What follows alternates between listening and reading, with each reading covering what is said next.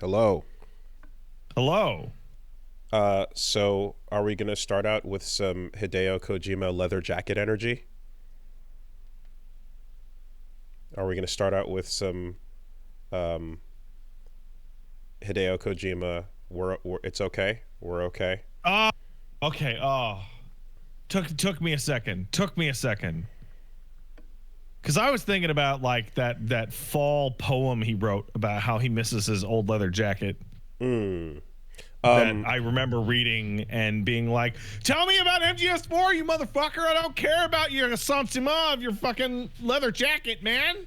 Well, yeah. So the every week we reset the clock as we talk about the layoffs and shutdowns and all of that that's happening. This week, right off the bat, hey, Rooster Teeth shut down, and that news has. I'm sure if you haven't heard, we'll break it here for you. But the podcast section of it, the Roost, which is what we are a part of, it does continue to exist. So that is we're here. You're hearing us. Hey, We're what's okay up? for now. And Hey, wait a second, Wooly. Doesn't Warner Brothers own Rooster Teeth? They sure do. That's crazy how it's Warner Brothers again. They sure do. Hey, wait a second. Wooly, doesn't Warner Brothers own the distribution rights for the 61 Adult Swim games that are getting delisted off of Steam for literally no reason? That's correct, apparently. According checking my notes here, yes. In fact, that's Warner Brothers. Yeah, so Duck Game is at risk.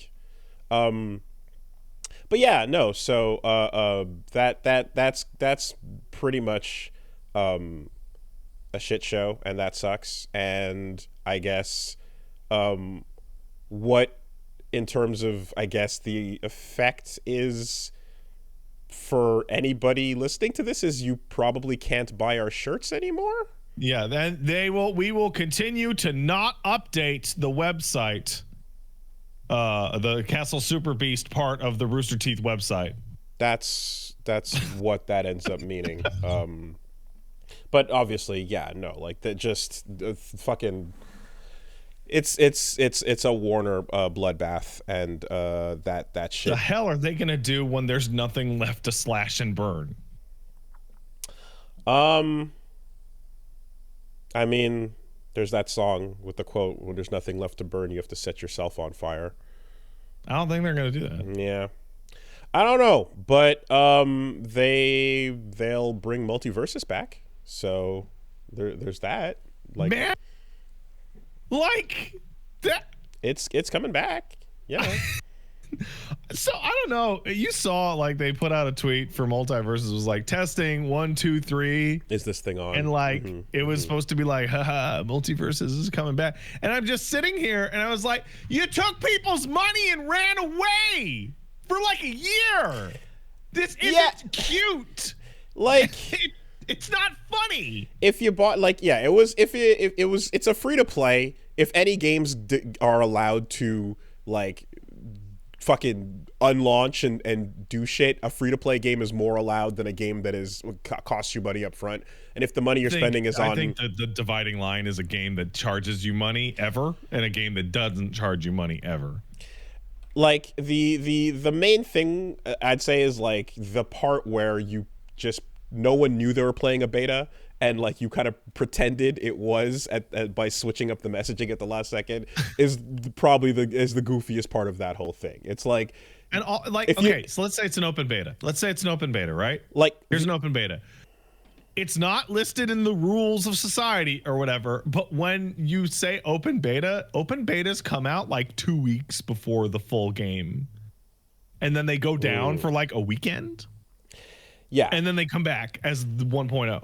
Like there's definitely the part where again, like you could have just played the game free to play and ignored all the micro stuff. But if you did spend money on it, like if you're buying it and there's stuff that's called like founders packs and things like that. Two seasons. If like that's where you want to communicate very clearly to people that you are buying or spending money on something that is an open beta and can or will disappear and then relaunch or so. You want to be very transparent about that, and the fact that a lot of that language was not there at up front, it makes it seem as if, well, they weren't planning to unlaunch the game.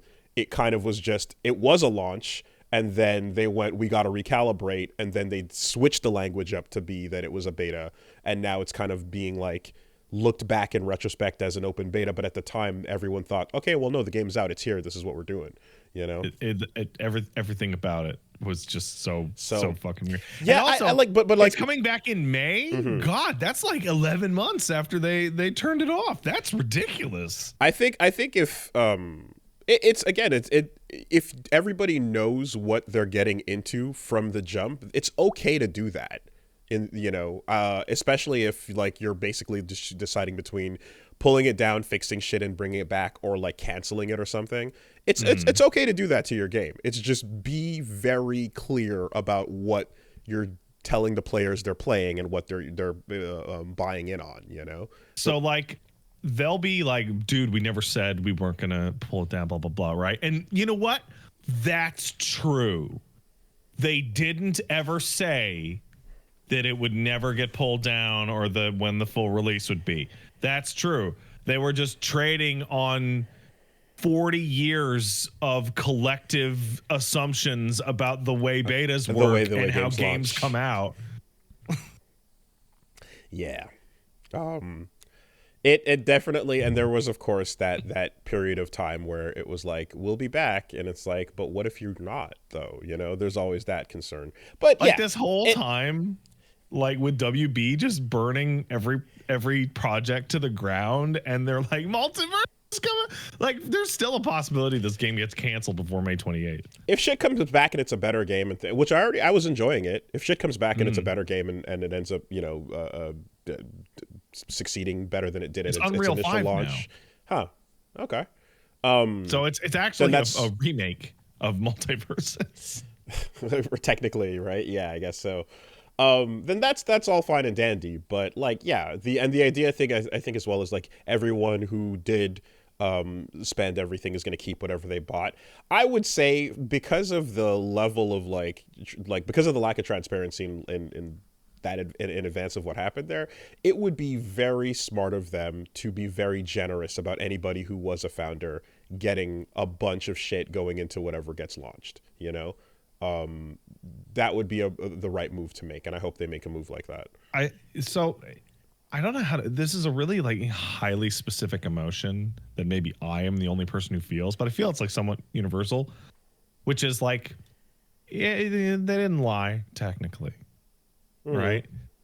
But like when you're like, hey, what the fuck, to somebody, and they look at you and go, well, I never said.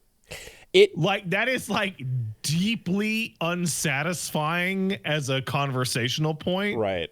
So I guess this is where you look at the alternative timeline and go, okay, so what if instead of going with the messaging of like, hey, we never said this wasn't not open beta, right? Instead of doing that, if you got, hey, we have some problems with the launch and things did not go as well as we planned, and we're going to take it back under the hood and fix some stuff and also try to and like, and just straight up go like, we're going to go fix this and fix problems, so we're going to go offline. No, the way it came out was like, well, the beta period's over. Like, okay, we'll see you later for the final release. If we all knew. Right, if the messaging was more honest, like it like that, you know what I mean? Like, it's the same situation, but like, yeah, at least people kind of know what's going on there. You probably also, with that more honest messaging, like piss off the the messaging is also to like massage, I'm sure, like investors and shit like that, versus the idea of a failed launch and then like, what do you mean something's wrong? What are you talking about? Why should I have faith in, and if you're looking at WB as a whole with what they're doing on every other front with the slash and burn tactics, them trying to protect everything about this project means they're going to like, yeah, exactly, like frame that messaging in a way where you kind of gaslight a little bit the past, but again, technically, no, it was technically, they did not lie about what the game was. They just didn't say fully. This is me, and I'm not a game reviewer, and I don't know if that'll care for anybody. But like, for people that were interested in MultiVersus and played MultiVersus and enjoyed that open beta, I feel like there is one part of this that is unfortunate, which is like I was sitting there when before I watched the video where they said, hey, we're going to go to Unreal 5 and we tuned up the netcode. I'm sitting there and I'm going like, man, I hope they redid every single piece of music in the entire game, because it was just so boring. And okay, we're gonna go back to the full release in May, and like if it's the same, I'm gonna be like, wow, you had like a full extra year to tune up these tracks and you just didn't. I never thought about it until you just mentioned it, but like exactly. You never thought about the music in MultiVersus once. All I'm hearing in my brain is just like mild orchestration, you know, like Overwatch main menu kind of thing. There was the orchestral Steven Universe intro that was like, oh yeah, there that is. But yeah, they should absolutely. That's a point too. That's a good point. Like, this is really unfair, but their direct point of comparison is the greatest compiled soundtrack of any game of all time with Smash Ultimate. With a Smash, yeah. Right, like. That's really unfair, but it's still your direct competitor. Yeah, they gotta make a big old fucking, hey founders, we're gonna slob you. They're gonna slob you. We're gonna slob you up real nice with a whole bunch of shit. Thank you for paying early and then being okay with us stepping out for a pack of smokes for about a year. We're going to give you that smoky slob.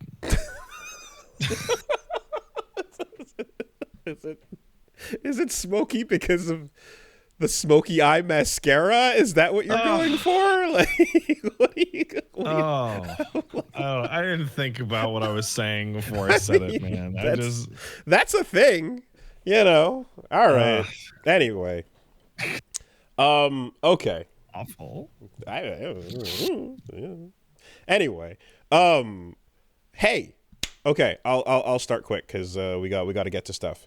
By any chance, are you gonna check out Dune 2? Have you seen Dune 2? I have not checked out Dune 1. Okay, Dune is great. The wife and I are like struggling to get through 22-minute TV shows. Super understandable. Movies are off the docket, probably. Super like understandable. No spoilers. Dune 2 is fucking amazing. It's super good. And pesky Paul and the Bene Gesserits are doing stupid shit in the desert. Dune 1 was fantastic, and that was like, you know, middle of quarantine, so we watched it at home. And then Dune 2, like, in a proper big screen to take in the giant fucking deserts and all that. Wow, man, what a fucking good movie. It does a excellent job. Yeah, like, I guess the thing is this is always one of those bits where there's the, like, okay, if you're going to get your copy of the book out and go point by point, like, so far, it seems like the stuff that I've heard that has, like, been cut for time or changed or missing or missing and such, people that are on the books have been pretty happy about what we've gotten here. You know, there's a couple changes that ultimately make sense as opposed to going fucking late season Game of Thrones type shit. But just to you know, again, not go into the details of the setting and the spoilers and such.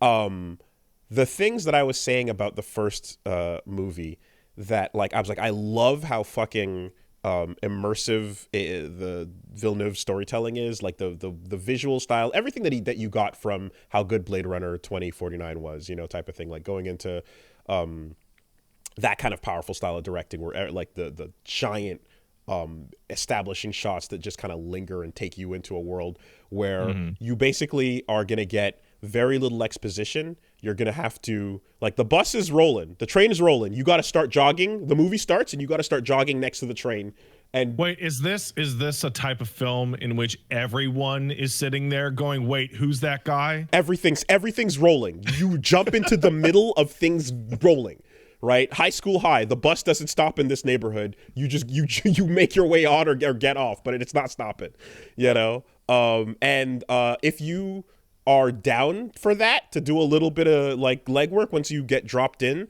like it's so rewarding because again, it doesn't treat you like an idiot. It's like it's a very it's a much more like believable way to be immersed in a world, is to kind of like pick things up as you go. And even if you're not fully getting a whole lot of it, like the feeling that you can infinitely zoom out to space or infinitely zoom in to find out more about this little mouse and its habits are incredible, right? So we play a lot of video games, and video games have two forms of exposition. Movies have them a little bit as well. That I'm hearing you describe this as the anti thing, and I think of like Metal Gear. I think of, wow, Snake, look at that Cypher drone. Pause. Cypher drone? Question mark. PlayStation Followed loads. by exposition to a person who should know what I'm saying already. Yes. But the audience doesn't know. Yes. So it'll fill in. You're describing none of that shit. No, man. You're going. There's moments where it happens, but like you won't get the full explanation of it. Like you'll encounter like someone, because the movie has a lot of moments of like someone who's from an outside of a culture is walking into that culture going, yo, what the fuck is that?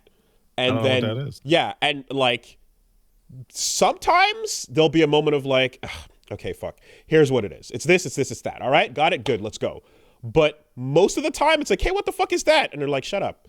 And you're like, and you just keep looking at stuff that you're like, you stupid, you don't know that? What a fucking idiot. Bleed. Anyway, moving on. It's really awesome with that.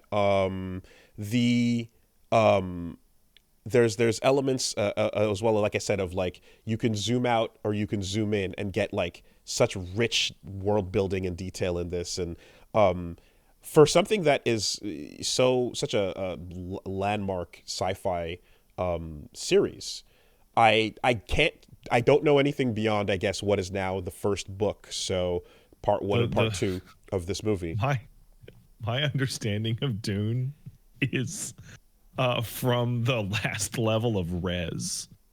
Yeah, that's a good place to start. That's what I know about Dune. That's a good place to start.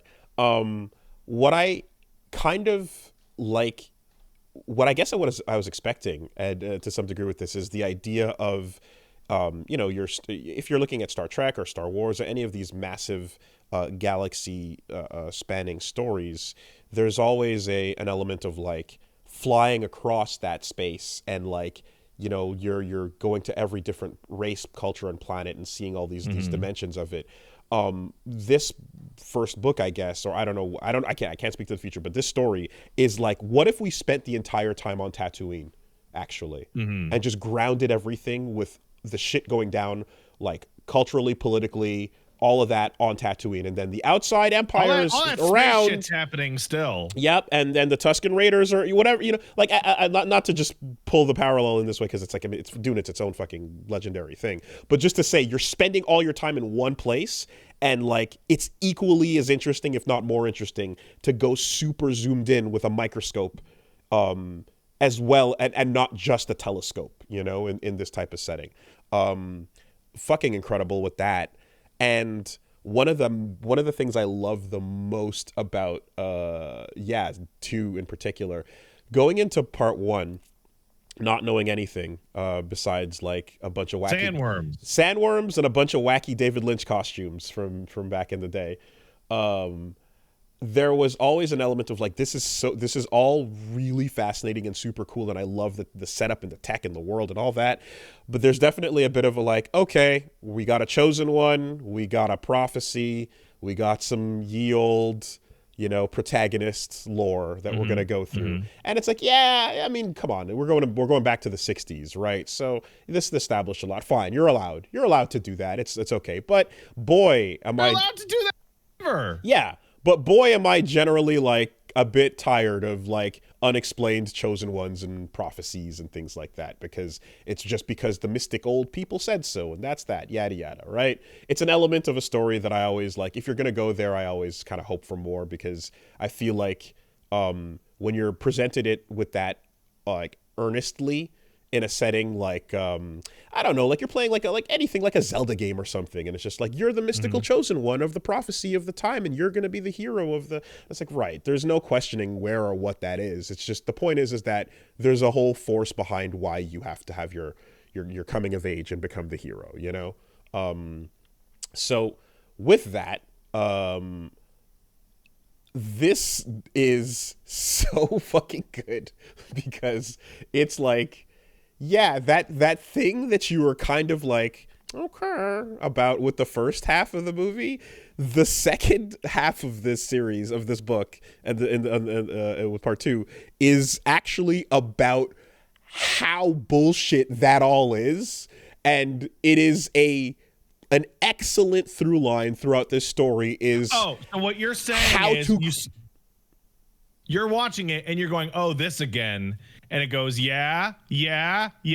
Psych! It's not. It's something different. You're watching like a very awesome like breakdown on how to create a chosen one, how to create a prophecy. And the bullshit therein. And there's still an incredible, outside of the frame of that, there's still an incredible story and struggle that you really are extrapolating, and like there's a whole massive statement on the idea of charisma and cult of personality that goes into how this whole thing plays out and such. But boy, is it awesome to see like that concept that I'm like, all right, be like, no, that's the point, idiot. That's the whole fucking point. And we're going to like drag that out and put it to the forefront and examine it, you know, in a really awesome set of ways. It does a great job with that. Yeah, the entirety of like how a fantasy setting will kind of sometimes it will be explained, but like it'll kind of come to fruition anyway, and you just kind of have to buy into it. But there's times where it's definitely just like, look, the gods of this world have decreed that this is the one, and you have to be the special one, and that's all there is to it, right? You're a messianic figure, and that's the type of tale we're tuning in for. And then of course, you know, there's the bits where it's like, and also it's also a part of completing the power fantasy, yada yada, you know. But no. Anyway, that was really, really cool here. So, yeah, so there's 2 movies left, is my understanding. The commitment. Okay, so as far as I understand, Denis Villeneuve said he wanted to do the first book, and that's all he committed to, which is these 2 movies. Which is now done. He did it. Now done. From what I understand, there is now he now is down to do more, and he's like, all right, he's talked about starting working on more of them. But there are 6 books in total in the series, maybe, not counting spin-offs, I think. So like, if there is any kind of like, we're gonna commit and do this, the Herculean effort is a very David production to JoJo kind of thing, where you're committing decades towards telling the Dune story with proper attention to detail and with this level of integrity, and it would be insane. So it'd be 12 books approximately. I mean, and all the actors and 12 movies, everyone attached. Yeah, it would be the next decade. Well, when he's 2. done with those, he can start on the Horus Heresy. Oh man. Which, the more I hear about Dune, the more I'm like, 1965, Warhammer 40K, that came out in the fucking 80s. Okay. I'm starting to see it. I don't know. Like, if someone who knows the books can definitely see whether there's a good stopping point somewhere in the middle there. But one thing's for sure, though, and this is kind of like the trap of fucking success in Hollywood and shit. No matter where he stops, we will be seeing Dune for the next 30 years. Like, Wooly, I've been seeing Dune out of the corner of my eye since I was born. Of course. What I mean to say is now that a new remade franchise movie occurs and is successful, they're going to continue down this timeline of cinema is going to be a continued thing we're going to see. And whether it's good or bad or whoever they get involved, it's going to be ranging like Lord of the Rings into The Hobbit, into the spin-offs, yada yada. You're gonna get a whole bunch of shit. I mean, even if that shit all sucks later, I mean, it's good now. Yes, that's all. Like, what I'm saying is, for better or for worse, there's no way that Hollywood's not gonna make a fuck ton of Dune things from now on. It's just the problem is just if he steps out, and if everyone that is doing a good job of this steps out, they might get worse people in to continue with that same timeline and franchise, you know. So I think for film and TV, there's like it's the same problem, but it's way better to deal with it in film. Because like let's take D&D, right? Good old Game of Thrones, right? That was not film, that was TV, that was a season, and then they get to the end, and you're like, oh, you ruined it. I am now hearing people talk about I've never heard of it, the 3-body problem. It's an adaptation that D&D have made for television where they apparently ruined that also by changing all of the character writing. Wait, they just rewrote all the main characters? Sorry, is that the title of a book or is that the name of a problem? 3-body problem. Oh, I thought you were describing a type of problem that occurs in adaptation. No. It's a book series that apparently they have ruined it by changing all of the main characters. I see. So they Game of Thrones it again. But with film and like to a degree games, right? Where it's like, it doesn't matter how trash every Star Wars thing ever comes out or the next 5 Dunes or whatever, right? Because the movie that you're describing to me right now sounds great. Yeah. You can't like it's a complete whole. But what I also think of though is just how desperate like Hollywood has been to get a new sci-fi mega franchise off the ground from the Jupiter Ascendings and the what the fuck was that Disney one with the John whatever and like John Carter? Wait, no, that was sci-fi, right? Yeah, John Carter's sci-fi. Yeah, so like I feel John Carter is like classic foundational sci-fi. It's really depressing that they made it into like a really bad movie. So I all I'm thinking of is I can't even list them all, but there's been a fuck ton of just big attempt at starting a franchise flop into nothing over the last 10 years in my brain because there's a can we get a Star Wars kind of thing going? Can we get a Harry Potter going? And the answer has seemed to be no, you know, but here with the right attention to detail and a willingness to just fucking I guess, dedicate years of your life to this shit. I mean, I joke, right? But if mass audiences are willing to latch on to all this weird Dune spice sand shit, then like, come on, Henry Cavill with that Warhammer shit, because like they'll never run out of Warhammer shit to do. Like they're never, they will never run out.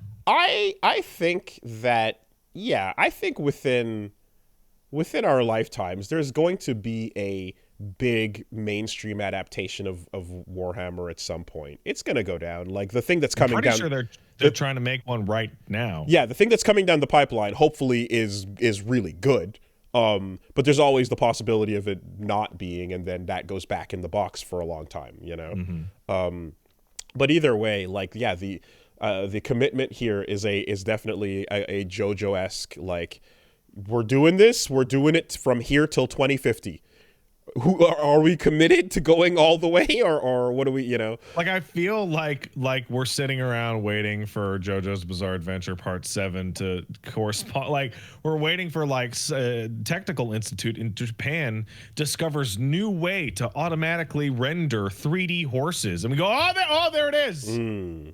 There it is. Yeah. They did promise that, like, hey, we're going to get to Stone Ocean, and they completed that promise, right? From the intro of Sonochi no Sarame They just said part 6, and we're good. Anything after that is fucking bonus. Don't hold us to it. I have a really stupid question. Like this, because I didn't read part 7 of JoJo. So this might be. Yes, they can replace all the horses questions. with motorcycles. Damn it. Okay, yeah, no, that was the question. Is like, can we just replace every horse with a motorcycle? Is that? Did I actually read your mind? That is absolutely my question. Yes. You absolutely completely nailed it. Can you just replace every single horse with a motorcycle? Yes, you can totally replace it with a motorcycle. No problem. Yeah. Oh my god. And then it makes characters who don't use a motorcycle that much more badass because they're running on foot next to the bike. Yeah. It's great. Yeah, that's right. So no, it is yeah. Dune is fucking phenomenal, and there's just so many great, fascinating elements of like world building that, like, I mean, again, it's no surprise that like the thing that you've heard about all your life that people are like, yo, that series is fucking awesome. Like, yeah, being done well and being brought out in this way, it turns out it is really cool. And what's really also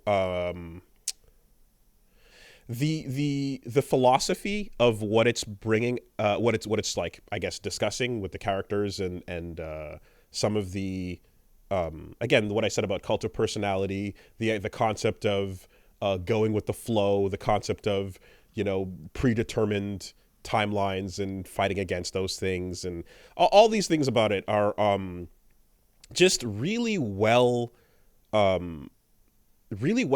like framed, and like the direction in particular does an amazing job of playing with okay, without going too much into detail, there's how this is a setting that has like the equivalent of like Jedis, where they were what Jedis were inspired by. All sorts of magic nonsense. It's got all kinds of magic nonsense. I thought I saw the fucking Conqueror's Hacky or whatever you call it at some point.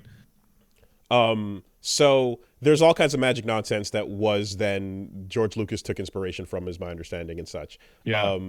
And the source of a lot of that magic space nonsense is so much more interesting than the derivatives, because like, imagine if the Force was like unreliable.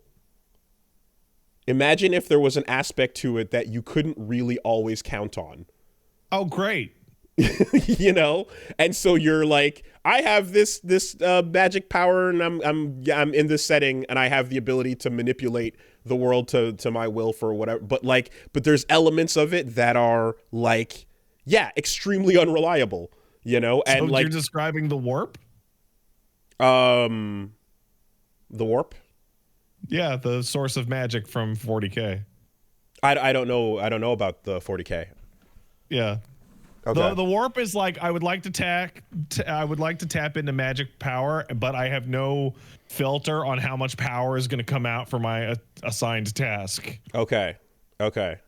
Yeah, there's elements here of like there's moments of like precogging that are like, but did that really, is that a possibility? Is that wrong information? Are you looking at incorrect data? Like there's things that are, yeah, just not fully to be trusted within the narrative, and yeah, it's fucking great.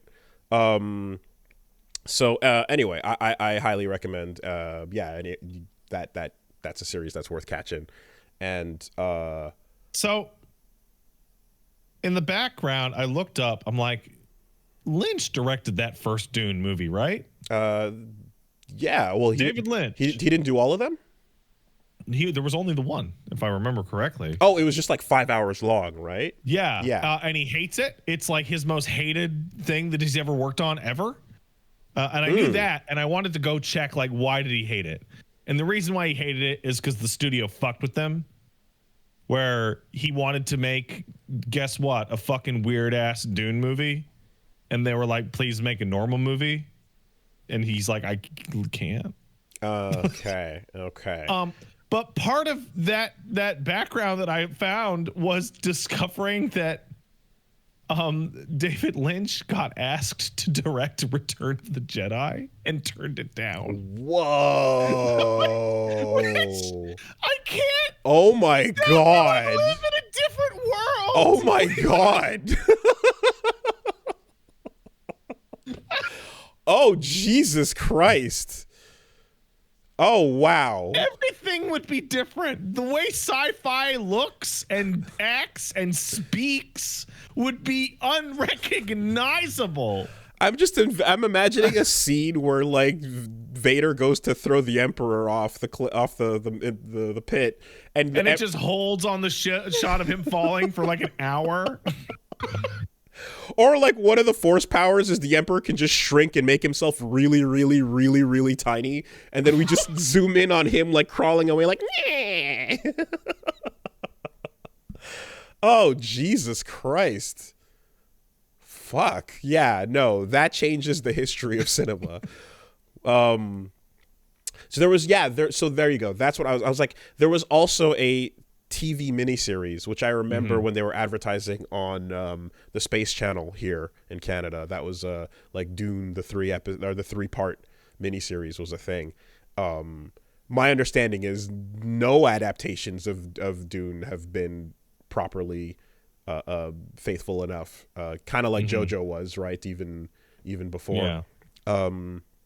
But like even with JoJo, where you're like, Satoshi Kon, you're taking mad liberties, but goddamn, you did some cool shit.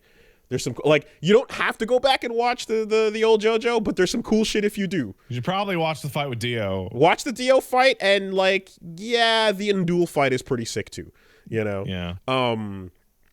But that's kind of the vibe, I guess. Yeah. But in any case, Dune fucking phenomenal, and yeah, I saw it in one of them. We have the VIP seating theater thing where you can get like the nice chair and the food in advance and all that. It's basically like an Alamo Draft House, except there's no shut the fuck up rule. And I know like Reggie had mentioned that like he went in and some people were talking and being shitty and ruining the movie, and I was like, God fucking damn it, that sucks. Because the one thing I'm like, I will absolutely pay extra for the ability to be like, this fucker needs to get out, you're ruining it, right? And somebody, of course, and like as I was talking about that with Punch Bomb, someone of course walks in and is, well, it's 18 plus, so that's already going to filter out a bunch of kids that are going to be shitty and stuff. Yeah. That's nice. But yeah, some dude in some big dude in a Hawaiian shirt just came in to try and like basically like rizz up the fucking audience. Like, the audience? Like, there's the best way I could like trying to basically be like a commentary track. He starts being this character, you know, and I'm like, why are you doing a bit in the, like, what the fuck are we, like, and it's like, okay, it's in the previews, that's cool. It's like, okay, the movie has started, it's still going, give it a grace period, and now we hit the title, or now we hit the logo, and you're still going. Yo, the movie started, shut the fuck up. And it worked. And I'm like, oh shit, that's nice. I appreciate that, because there's always a, like, you can either be the type of person that's like, I like disrupting people's days, I'm looking forward to this, or you can be the type of person that's like, I'm fucking. I only like disrupting the lives of the people close to me, like my wife. That's where the fun is at. Sure. Strangers though, like, go to hell. Come on. Especially when you're in these like fucking more expensive seats that are like have got like for this type of thing. Movie tickets have gotten stupid expensive. You know, Wooly, I was sitting there as you were describing that, and I'm like, you know what? The movies used to. This is gonna sound strange, so I'll have to explain it. Movies used to be way better back when going to the theater sucked way harder. Okay, because I used to go down to the theater every single fucking Tuesday. Oh God, and deal with the fucking raucous crowd just Cheapy fucking Tuesdays. being a piece of shit. Yep. But I paid $6 to watch any movie I wanted. I went every week. $5. $5, Cheapy Tuesdays. Yeah. Who gives a shit the crowd's being a bunch of stupid idiots? It's trivial. I mean, it's the price of a candy bar, like a big candy bar. I did, and then I stopped going because I was like, I'm not enjoying the movie when I'm hearing the. Now instead we get to go, cool, I paid $21 to hear some guy explain the movie to his girlfriend with the hand on the neck going as like we're this. watching it. Yeah. And I'm gonna fucking lose my fucking mind. I forget what movie it was, but I had a moment of like, oh, what did I expect? Of course, I came on the Tuesday for the Cheapy Tuesday showing. Fuck this, I'm never doing this again. I'm just like, I'm down to like go at a random ass time and just actually enjoy it, 10 a.m. on a weekday. Yeah. Best movie experience you'll ever get. And and that's, yeah, like if everyone is and the thing is like I'm very much down for like reaction to the content in the movie as people are. Whoa! Sure. Right? Great. Whatever. I think that's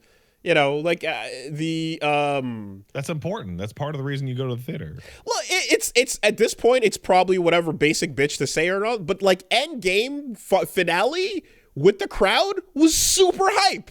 It was super hype. Hey, that was a great ass moment to be there in the theater for. You know what's great though?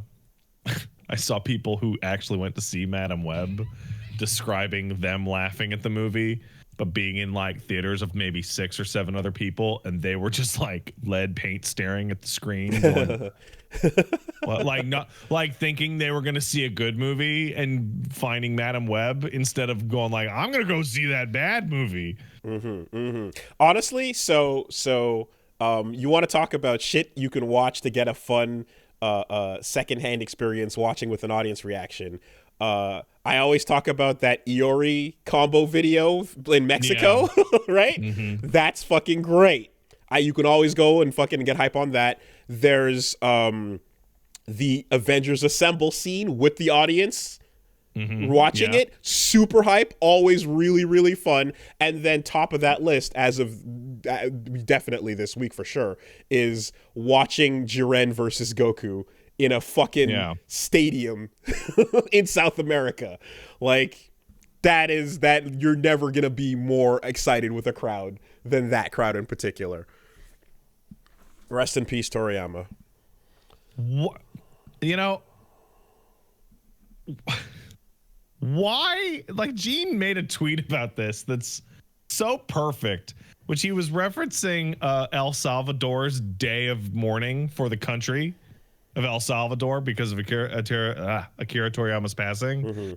And he quote retweeted it with like, Biden's silence grows louder by the hour. No, it's because Emmanuel Macron tweeted out a statement about like how important and influential Toriyama has been. Yeah, you're right. And so Latin America and South America are like they're putting their chests out and they're putting their hands in the air and they're being like, God bless you, man. We miss you. No, it's inspiring. France is France is fucking is officially tweeting out about it. Biden's silence speaks volumes. Yeah. Incredible. No, man. Come on. They're gearing up for an election. You want that Latino vote? Come on. There's one way to do it.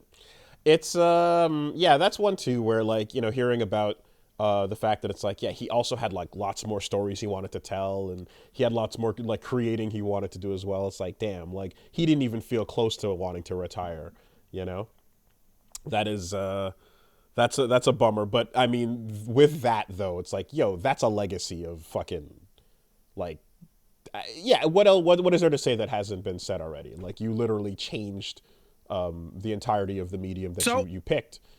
I think the best thing that I can say about Toriyama is that I knew how influential he was, and then post his death, I found out that he was actually even more way influential than I even thought he was.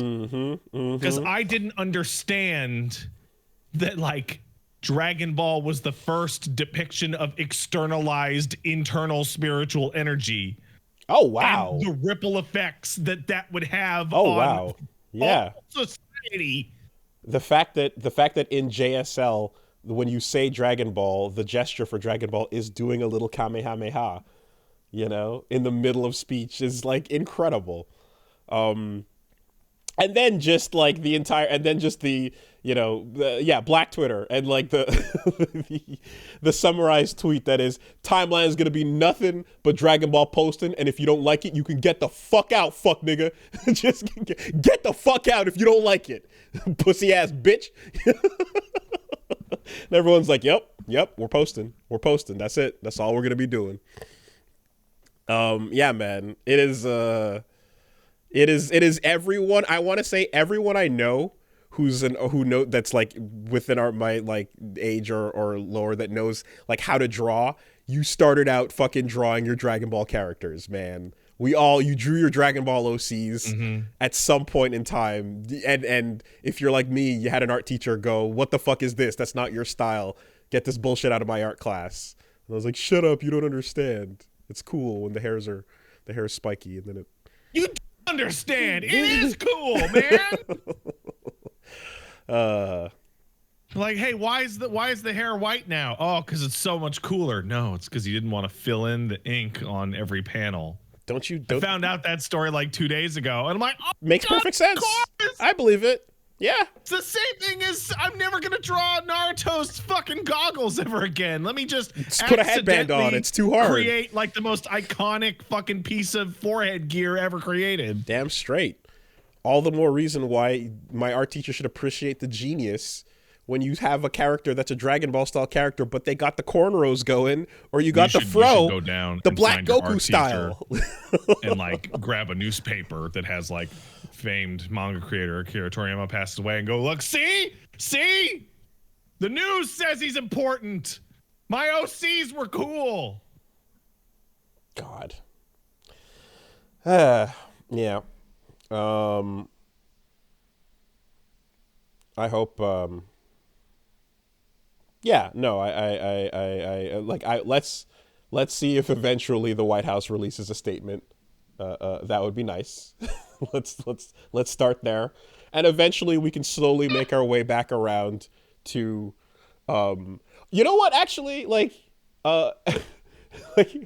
we can slowly make our way back around to fixing the rollback, I suppose, on Dragon Ball Fighters. We can get back around to that too. You know, are we just going to disrespect his legacy by releasing such shoddy rollback? This gut feeling of like we're making fun of Biden, but I'm like, well, Trudeau hasn't said anything, and then I'm like, I don't want Trudeau to say anything about Dragon Ball because you know he's just gonna dress up like his favorite character. Mr. Popo is gonna get cosplayed regardless. No, Mr. Prime Minister, please don't. Please, why, Mr. Popo? No, Justin, no, please. There's so many other characters right there. Why would you choose this one?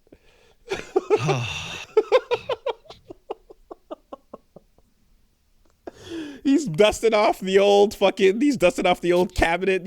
He's already got half of the accessories he needs to pull off a Popo. We've seen him in a bunch of the Mr. Popo clothing. He's got like, guys, really? I mean, do I go buy a new outfit when I've already got this old cosplay tried and true ready to go? You know? My God.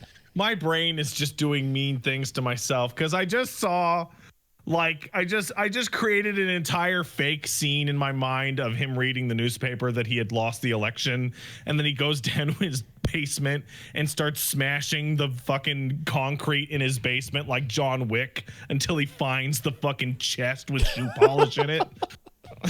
It's like, Justin, you can use the turban to be a Namekian. You don't have to be Popo. You can just be Piccolo, man. You can't stop me.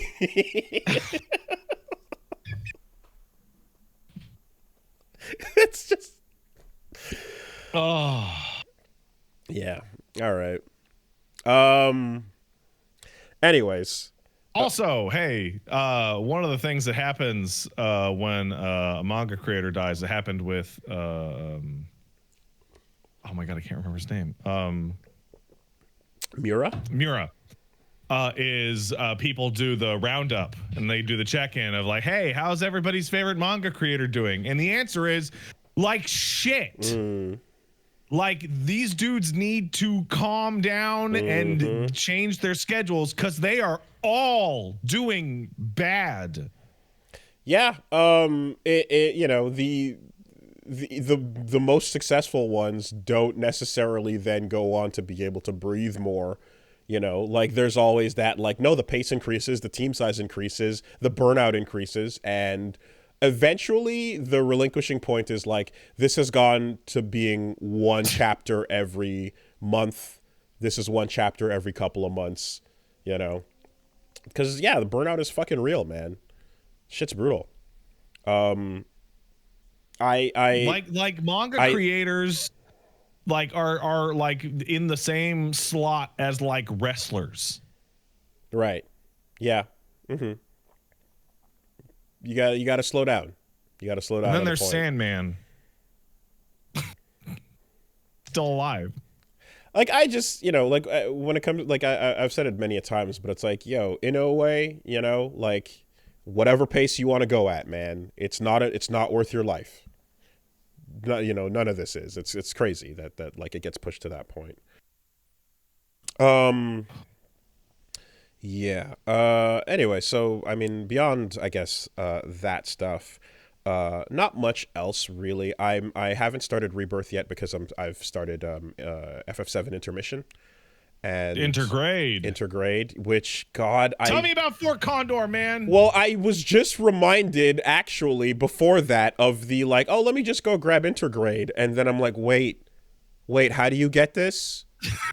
And I was like, oh no, I forgot about the PS Plus fucking, like, there's that weird shit, and then they went and then they did fix it in the end, but like when you look up Intergrade, you can't just go to a page for Intergrade if you've already got the PS4 version, and then you have to fucking, it's like, no, sign up for the, you have to have the PS4 version and go get Intergrade, and then it'll give you the free upgrade to the PS5 version. I'm like, please point me to the direction of the thing that I can just attach to the, and it took and I was like, I eventually found it, and it was like, okay, here we go. This is the $20 thing, and you upgrade and you add it to the PS5 version. But if you already had the PS5 version that you upgraded from the PS4 version, then you initially couldn't access it. Plus, if you had a PS Plus account, you were then being charged extra for something PS Plus users later would get for free.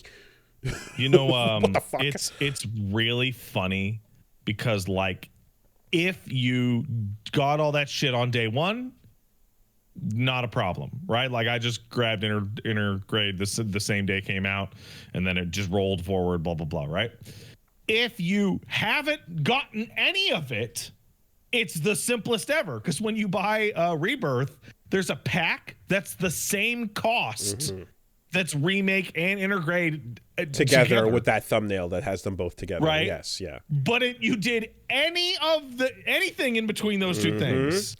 Which in my case was get the PS4 version and then get the upgrade to PS5, and then try to figure out how to, like, after uploading my save, just get the Intergrade content after the fact. And it was like, you want to do the big PS Plus upgrade? I'm like, no, actually, I don't. I just want this. And it was like, nah. Oh, I'm pretty sure you do want to go with this, actually. And then it's like not listed under the product sections. And then when you go under, and you're like, where is it categorized? And it's not under, and because of the whole product is under the PS4 section, it doesn't have it in the DLC as well. So anyways, it like Bro, I'm so glad that consoles can start to enjoy the joys of PC gaming. God. It just, you would, and I was kind of hoping at a certain point, I'm like, okay, let me just go to related products and eventually something should pop up, to which it didn't. But like, yeah, the intermission, not Intergrade, because that's not what you're getting, actually. It's the intermission, separate piece of PS5 DLC content, not connected to PS Plus. Because if you did have PS Plus and you tried to get Intergrade, but you already had the PS5 version, you did not have the ability to get that full new updated version, including both. Like that. Anyway, got it, installed it, did it, yada yada. So they're great. After fumbling around with that for a minute, so I kind of like, I was like, oh, this should be just like a short and sweet, not too bad. Okay, started it out. No, it's like a full thing. It's a full thing, and here's what I did. I kind of I ran in. I did some fucking Fort Condor. Like, that is so much more fun than the original game. It's crazy. That's a lot. I'm enjoying that. It's a very like I don't fully remember like the original, except for really like the camera scrolling and just placing units that walked down the lanes, and it was really slow, and like I just remember getting confused and not enjoying it much at all. It's actually like pretty much the exact same thing. Is it? Yeah. Is it just sped up and like it's sped up and it looks nicer with a better camera placement, I guess? Yeah, okay. It's weirdly enough, it is also Ogre Battle. Interesting. Okay. Because I had a way better time with this than I did back in the day with that. I did not. You want to hear something really depressing? Mm-hmm. The version of Fort Condor in Intermission/Intergrade, way better than the version in Rebirth. Oh no, they changed it. Way better. Why'd they change it? So Queen's Blood is your collectible minigame, right? You collect cards, you play Queen's Blood. In Intergrade/Intermission, or whatever you call it, you can buy units to like, you know, add to your Condor team, right? And just you mix and match. In Rebirth, the Fort Condor missions, there's only 4 types of unit selections. Like do you want this team, this team, this team, or this team? And it has all the little guys arranged for you. You can't edit. Match. Oh, you can't edit. No. Okay. Which some of them are really good, and some of them are not good. Can you edit your materia, or is that still nothing? Okay, locked in. Yeah, weird. Yeah, it's way worse. That sucks. But like I just overall had a much better, more positive experience with that. But I also like I'm thinking back to like having played FF6 recently. FF6 had a prototype of this as well with the little Moogle game. It did. It had a little Moogle game that was kind of like Fort Condor, where you send them down the paths and you have to interrupt the enemies on the little pathway as well. But like the original FF7 Fort Condor had like a big scrolling up and down map that was like a pain in the ass to navigate. So yeah. Anyway, no. This in this case, I'm like, great. This is a lot of fun running around and fighting Johnny or literally Marie from P4 Golden is just. Oh, you mean Kyrie? Kyrie is just standing there. You're like, oh yeah, you're just Marie. Don't you remember her from FF7 Remake? Her grandma was the angel of the slums. I don't. Wooly, don't worry. Hey, don't worry. Okay. If you don't remember Kyrie now, Rebirth will do plenty to catch you up. Awesome. Yeah, gonna have to go read a wiki about fucking Cisne. So she's a young Turk and not a bitch like Elena. That's it. That's all you need. Yeah. She was nice to Zach when she ran into him when he got the dumb apples. But and am I gonna have to memorize any Loveless, or are we good? Are we gonna? We're not. It's fine. So, anyways, I don't know. That's fine. We're good. Like Wooly Loveless is like hanging out in the background, like threatening you every time you see a poster. Gotta learn the final act. Wooly. Okay, this is all I'll say. Did you play the FF7 Rebirth demo? Yeah.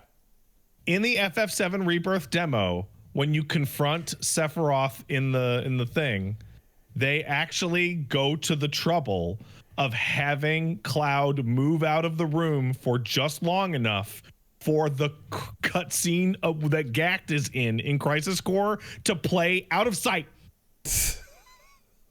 Like Cloud never saw it, but they leave that cut so that it could still be happening, but you just didn't see it. It might be.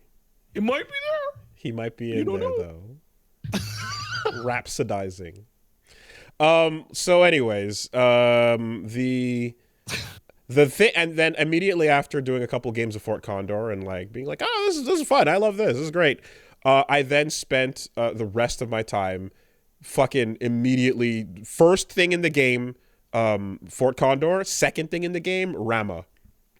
Because Chadley's right there. I'm like, oh, I can do this right off the bat. So with starting equipment, I fucking did it. Ooh.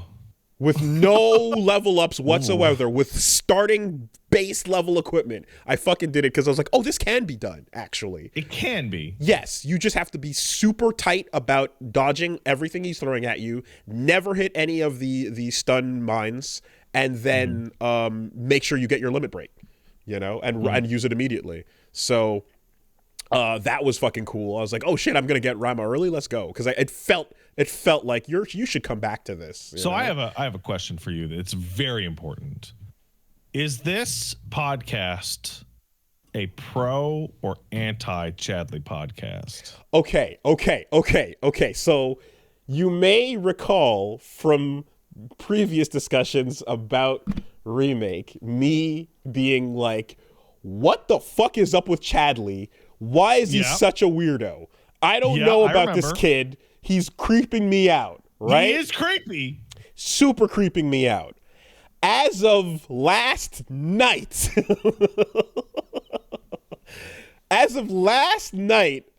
a piece of information may have updated. Oh, you got there, huh? It's just the moment you walk up to him in intermission, and he's like scanning for potential targets, and you're like, is Chadley not human? So if you did all the hard mode challenges in Remake, he would just tell you that he is a robot. Oh my God. Okay. Because I walked up to him and he said that and I went, and that changes everything. Now knowing Hojo is technically his dad. Oh my God. Now knowing that he's just a little cyborg kid trying to be human, he's doing his best. I am now pro Chadley. I am also very pro Chadley. With the revelation of that, I am pro Chadley. I was anti Chadley when I thought he was human. Now, before we go too further, okay, he shows up as Rebirth, and he is the avatar of every single piece of side content in Rebirth, because he is the one that tells you, I need you to climb the Chadley Towers in order to fucking ping side shit on your map. Right? God. Oh man. So you see Chadley a lot. Yeah. A lot. Okay. And here's the part. I really like doing his Chad training and his Chad towers and finding every Chad module. Chadding it up. Okay. But there's a detail of the way that he exists in the open world that it's just like I could kill this fucking child, because if you have gone a certain length of time since activating one of the towers, even if you've 100%ed the whole zone, he will look at you and go, it looks like the acquisition of world intel has slowed down recently. I'm sure you're really busy, but I'd appreciate it if you could get back to it in like the shittiest, most passive aggressive tone you've ever heard. Okay. And you're just like, I just did it, Chadley. The fucking map says 100%. Shut the fuck up. Mm-hmm. I mean, immediately when you fail and he's like, how disappointing. Well, be sure to try again next time. And you're just like, yeah, you're going to sit there and be smug, you fucker. No, I again, him being this weird fucking kid that I'm like, I don't know if you can be trusted. And why are you so smarmy and smug? Why is your smug aura mocking me? That energy changes completely when I know that you are trying so hard to appear normal, but you are just beeping and booping in zeros and ones at the seams. Yeah. There's also like there's more Chadley character, if that makes any sense. Okay. It's great. Chadley's great. I love Chadley. It still doesn't explain his weird butterfly shoulder adornment thing. Oh, the scarf thing. Yeah, I don't know what it is exactly. I also don't know what it is. But it's just it's a thing of color that's there, and I'm like, is it's it like a colored affectation? Is it? But it's not a scarf. Like a scarf I would get, or a shoulder, or. I mean, in Rebirth, it's very clearly a scarf. Is it? Okay. Yeah. Because looking at it here, it just appears to just be a floating piece of color thing is stuck there, and I'm like, I don't. What is that flare? Why is it not around the? Anyway, yeah. So and that's pretty much it. I'm like, I got my Rama, and I'm like, all right, cool. Oh, and one question, because I guess I was like, I saw the tutorial for it, and I was looking into it a little bit, but I couldn't quite get it. When you throw out Yuffie's blade, and then you can do the summon spells, the non-elemental and then the elemental, it says you can scroll left and right on D-pad to like select different elements. I like that wasn't quite working for me, so I'm like, am I doing this at the wrong time, or is there something? Okay, so. I have not gotten to having Yuffie in my party in Rebirth. Okay. And I played that section years ago. So I don't remember at all. Okay. Though I do remember it working like weirdly similarly to the ninja jutsu system in 14. Okay. People are saying it's in the command menu. You pull up the menu. Okay, so it's not in the action. It's you pull up the menu and then you scroll left and right. Got it. Okay. Because yeah, like I was doing it while I was casting and then before I was casting, and I was like, not seeing a difference here. Got it. Okay, cool. Yeah, and then I guess just and going back over that and looking at my old save and stuff, and I was just like, oh man, I forgot like there's some of the abilities. Like, okay, a lot of the shit that Cloud does is really stylish, and you know, like the fucking transition into Punisher mode and all that looks really cool. Infinity's End was always like the super stylish, like, you know, combo ender. But Tifa's like Starfall, I think, is it? Yeah, Starfall into like a lot of her shit is so like it's so much cooler looking than like anything else that's happening. Like I kind of like looking at that again, it's interesting because I'm like the way doing shit with her sequence, like one into the other, into the dive kick, a star shower, that's it. It looks so fucking sick, and I'm like, I actually like what a lot of her kit is doing more than a lot of what like the action in 16 is doing, to be honest. Yeah, you know? I think this is a way more interesting and better playing action game than 16 is. And I think the characters have much more interesting kits overall. So, like, I'm going to give you some minor gameplay spoilers from Starter Aerith, a character I do not like to play in Remake. Aerith's starting abilities are the ones where she does like the Sorcerer Storm, where it's like the AoE right around her. Yeah, you put the sigil down. Yeah. Okay, so her unique ability is she puts any sigil that she has down functions as the FF14 ley line. So if you hit triangle, you just teleport back to your sigil wherever the fuck it was. Okay. Forever. So in Remake, she put a sigil down for double cast. She put a sigil down for was it like an ATB refund or something like that? And a couple other basic functions with the sigil. Yeah, I don't think there. No. So, now, like right now, you get the first ATB bar and you put down Arcane Ward to get double cast.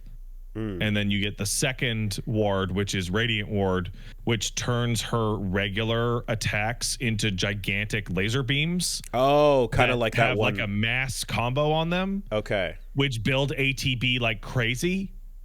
And she also has like the fucking fairy from 14 where she gets like double attacks if she charges her square button. So she just turns into a cannon. Okay. Yeah, in Remake she had the laser, right? That's like you float up and just like a single kind of precision shot. No, now it's every single swing of the fucking staff is a big fucking laser. Okay. It's ridiculous. Is the butterfly improved at all? Yeah. Okay. It You use it, and then you just keep it forever, and then it just doubles up all your attacks. Okay. And so like Aerith, like with the invention of fire and ice materia and wind and lightning materia, it's really easy to give her every attack spell in the game that she can double cast at will. Annihilate. Yeah. Yeah. Okay. It's sick. It's everybody in that game feels like more than one sequel's level of increased mechanical complexity. Nice. If that makes any sense. I would say I imagine like Barrett would need it the most just for diversity of play. Barrett was always like physically last strong, time, but now he just does all the damage in the world and does all the stagger he wants. Because he was definitely the most limited the first time around. You know, like you just stand back in zone, and that's kind of, you know, then you do your Big Bertha shot or so. That's kind of all there was to it. And I haven't gotten to Yuffie or Kate Sith yet, but apparently they're both busted as well. Like Kate Sith can give him his own can give himself limit break. Because he has a bunch of luck attacks. Interesting. Okay. And I get like, if you have, there's like ways to, you can put on materia as well to like feed your limit break faster and like do a couple of. There's so many weird new types of limit breaks, man. Sorry, not limit break, materia. There's so goddamn many, and they do so many weird fucking things. That sounds abusable. It is. It's apparently extraordinarily abusable. Interesting. Yuffie can morph low health enemies to just end fights automatically. Jesus Christ. Okay. So by the way, Wooly, last week you said you asked how the parade was, and you were like, so they turned it into like a 2.5 hour thing. They turned it into a 2.5 hour long thing. Yeah. When I started my show last time, I did a 6-hour show, and 4 of those was Junon, just the parade. Okay, can you confirm for me that there are multiple versions of the parade march theme that you hear throughout this sequence?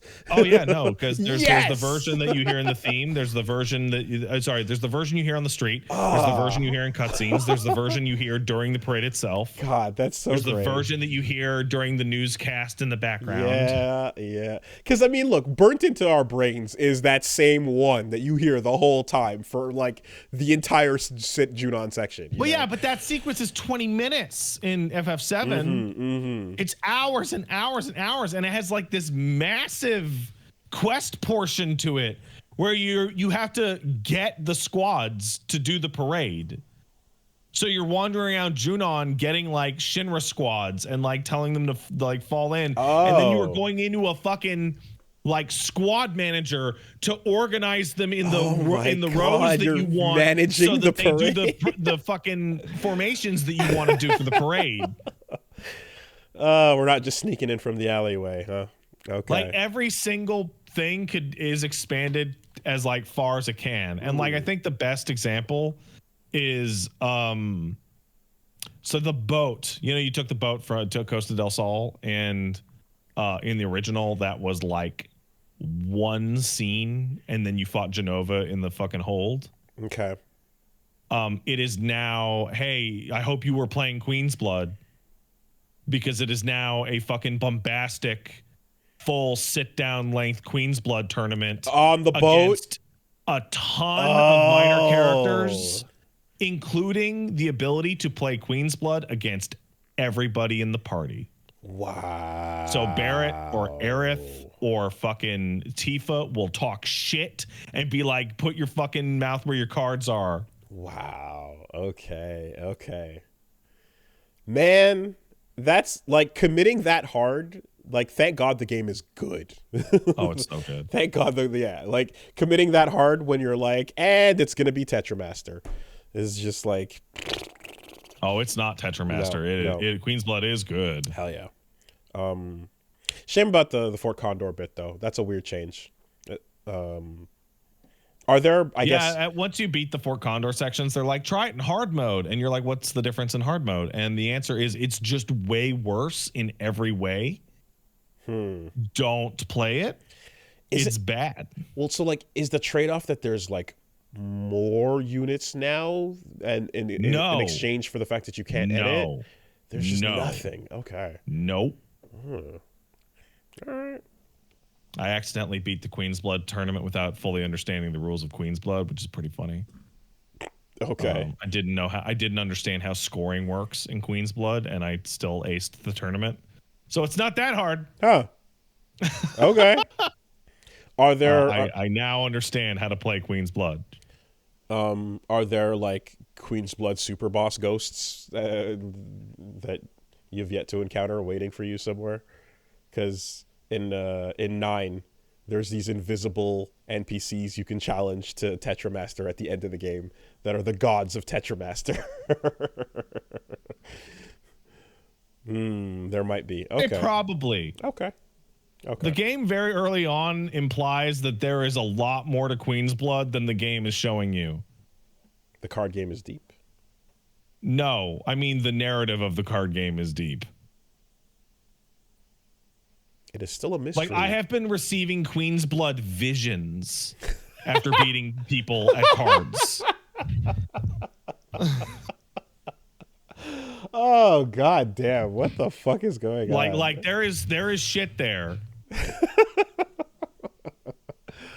Phenomenal. Okay. All right. Yeah, no, hey, that FF7 Rebirth is pretty good. Fight against the fucking fate ghost with your cards. Yeah, no, you were never supposed to win this card game. Nice. Okay. Also, I should probably mention, so I'm going to be going to the beach on probably Friday in FF7 Rebirth. There's the beach episode. I made it to Costa del Sol. And then I have made the decision to temporarily put FF7 Rebirth on hiatus and focus entirely on Infinite Wealth until Dogma comes out, because I am way closer to beating Infinite Wealth than I am Rebirth. Apparently, Costa del Sol is like a third or maybe even a quarter of the total game. Okay. Whereas I am more than halfway through Infinite Wealth. Nothing will ever stop me from playing Dragon's Dogma. So I'm going to try and bang out Infinite Wealth over the next couple of weeks. And then go back to Dogma / Rebirth.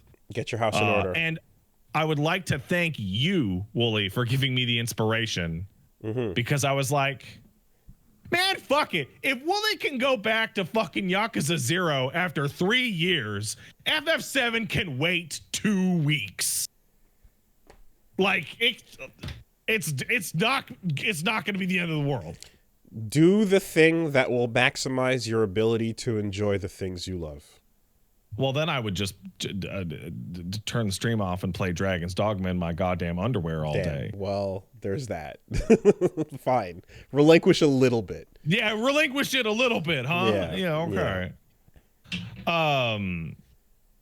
Bro, I had a moment this morning where so I wake up early in the morning and I take the baby so Paige can nap for a couple hours because she's up with the baby most of the night, right? And so I had the baby and the baby fell asleep. And I'm like, oh, that's cute. And so I'm like playing Persona 3 Reload. And then the dog came over. And the dog crawled on top of my fucking lap and chest and fucking went to sleep. And that rules. Your furniture. Just covered in sleeping babies. It's good. It's good stuff. Find a way to get that controller angle working. Yeah, no, you do that. And then, of course... Bro, I should have pissed. Oh, and then you just hold it. Then you just hold it. Yeah. You just hold it. Yeah.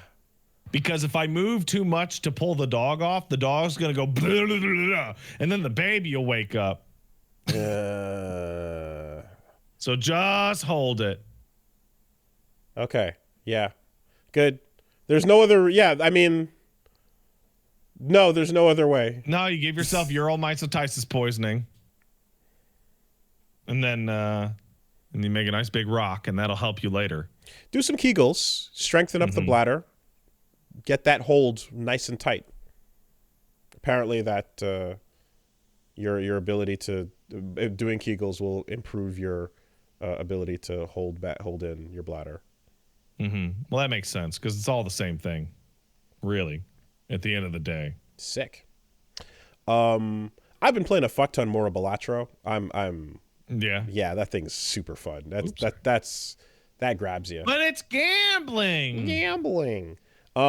So what you're doing, what's fun to do is to unlock the different types of jokers, basically, because each subsequent joker you unlock gets more and more fucking just bullshit, cheap, unfair, break the game, and each boss that you encounter is also getting more and more bullshit. So like the progression of cheating and counter cheating is getting really, really high, you know?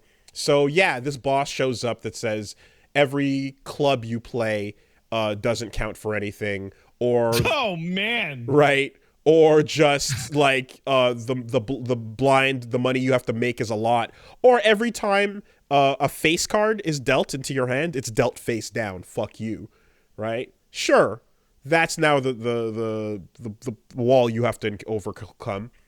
But I have a joker that says I'm allowed to skip one card in a straight and still connect the straight. Ooh. Right? My math in my brain is just like, that just increases the likelihood of a straight by like 1,000,000%. Like, okay, so you could so wait, 2, 4, 6, 8, 10? Yeah, that's a straight. Dude, and you're like, oh, this is busted as fuck. This is insanely busted. It's so strong. You're like, yeah, give me that card, you know? So like you're using that bullshit against its bullshit, and you're just bullshit battling, and that's fun. This just sounds like a stand battle. It kind of gets to that point, especially when the synergy is extremely high. You know, when you've built it so that your deck is made up of like half of your deck is just kings. And each of those kings, if you hold on to one, you've got a joker that says holding on to a king multiplies whatever your final score is by 1.5. So you just have like half your hand is kings, you know, and you're like, let's yeah, sure. I can no longer connect any heart cards to each other, but who the fuck cares? Because here's a fucking 5 of a kind, you know, or just, yeah, impossible style flushes and bullshit, nonstop bullshit. It's a lot of fun. I still have not, with all that bullshit, I haven't cleared a run yet because it's still, it's that hard. It's still kicking my ass on the probabilities, you know. I have not yet found the right level of like, I've snowballed, but then I've hit a boss that's just like too impossible to climb, you know. So yeah, I'm still chipping away at it, but that's a really fun game if you give it a crack. I could also see a fun version of this that would just be like, if you did play like advanced Marvel poker against other players, like if you had a multiplayer version of this, like if it would be for complete like animals, the most degen poker players in the world. But I kind of want to see what happens when 2 of these busted decks go up against each other. It's single player only. It is, yeah. That's probably for the best. But that's probably for everyone's happiness. Something might happen, though. Something might happen if we get a bunch of people in a room and we give them the ability to break the rules like that against each other. Anyway, yeah. So this week, more Half-Life, and I tried to get around to BlazBlue. Before where are you at in Half-Life right now? I'm curious. The last thing I did was Mossman was a shit. We chased her. We got back to the present future. The time jump has occurred. And yeah, we're doing the squad. We have a squad now. Okay. And I rescued Barney. Oh, okay. You're back in the city? Back in the city, rescued Barney. Okay, yeah. And yeah, I did some of the. It's funny how like you get to that part and then you're like, wow, this feels just like Half-Life 1 when the military showed up. When the military shows up and is rolling in, yeah, for sure. There was, yeah, no, and it is kind of interesting to like see I guess what is, I don't know if it's the first game that lets you control squads or not, but like it certainly is like early on that list, because the entire section is like, yo, check out this feature. It was a big deal. I don't know if it was the first, but it was in there. Mm-hmm. I could feel that they were like excited about that feature, and like, yeah, you can, when you lose one, you can replenish. They let you control the bugs first. Yes, exactly. You do the antlion stuff, yeah. And then there's, I guess, like I think I might not be understanding how to do it properly, but I'm pulling up the mines and like placing them, but like anyway, it seems yeah, there's something about the way I'm pulling them up and using them that seems a little inefficient for the types of obstacles that they've put into place. But yeah, that's about where I'm at. And yeah, I was gonna get to the BlazBlue platformer game, but we didn't have time because the Capcom event and Balatro were fully engaging. So yeah, I might come back around to that either this week, or I think I might want to play some Unicorn Overlord actually. So it's good. Mm-hmm. So I'll pop something up on the schedule. You guys will see. So right before the show, I asked Wooly if he'd been playing Helldivers, and he says to me, oh, maybe I'll jump in when the mechs are there. And I'm like, Wooly, the mechs fucking came out this weekend. And there's a story behind the mechs coming out this weekend. So last week they put out a balance patch which buffs a couple of things but nerfs some good things. Pretty good balance patch overall. But the Helldivers community starts to freak out and go, "Oh, you ruined our ability to fight," and shut up, right? One of the devs gets all pissy on Twitter. It's a whole kerfuffle. Point being, the next day, or maybe the second day afterwards, they go, "Hey, shits! Tien Quan, the planet where we're building the exosuits, is under attack by the robots. You motherfuckers got to get down there and liberate it. And if you liberate that planet, everybody gets the robots. Everybody gets access to the Patriot exosuit." So everyone goes down and liberates Tien Quan in like an hour. And here comes the Patriot exosuits. They're not as good as everyone was expecting. And in some cases, they are in-universe poorly made. Yeah, okay. So I saw I see the article that says Helldivers 2 mechs are a piece of shit. Dude. So they have massive Gatling guns and they have super powerful rockets, right? But they have no way to reload anything, and they're super slow. But much more importantly, they're really slow to turn. So they're so slow to turn that if you try and turn like your camera like 180 degrees or like 90 degrees and go, I got to shoot that guy and fire, the rocket will fire at a bad angle into the mech itself and you will blow up and kill yourself. Okay. So I'm just going to extrapolate that in the same vein of would you like to know more? This is our propaganda piece, but look how cool the big robot is. We're winning the fight. Everybody do it. Rush that shit to the front lines. Oh God, it doesn't even work. Oh God. They work when they don't move, but like they have like it feels not like design problems from the game. It feels like design problems from the engineers who built it in universe. Damn. Right. Did they work for Boeing? Yeah. To be on a fly on the wall for that. Or a nut or a bolt. When the exosuits dropped, the servers broke again.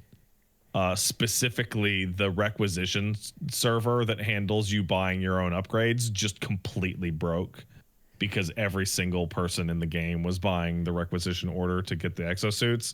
So to mitigate that, you just show up in missions, and it's part of the mission stratagem. You say, yeah, you can just call down a free exosuit as part of the mission. Wow. Because maybe the requisition thing is completely fucked right now.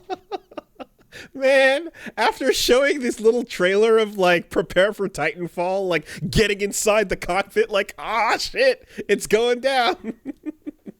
That's so fucking funny. Oh shit. Okay. Is it to the point that it is a goddamn liability to waste your time in that when you could just be helping the team? So, the Patriot exosuit has an incredibly specific purpose, and it is the biggest, most powerful turret that will last for multiple minutes. Okay. Right? Okay. It's not meant for you to hop in and start running around the map and doing objectives. It is meant to be like, there is a really, really, really big fucking problem over there, and it is coming towards us. Okay. Okay. Please get into the robot and be a whole front line. Yeah. You're not meant to replace your mobility as a unit on the ground. You're not meant to. No, they're very slow. Okay. So face one direction. Do not expect to turn more than 90 degrees. The other thing is that when you completely run out of ammo, park it like on a hill or a ramp or like a fucking choke point, and the bugs and the robots will have trouble like physically getting past it.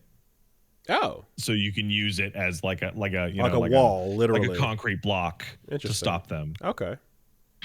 I also just saw everything about the way the game's designed is hilarious. I just saw a clip when I was looking up some of these details of a guy blowing away a charger with a rocket, and it's flying off in the distance, and you're like, yeah.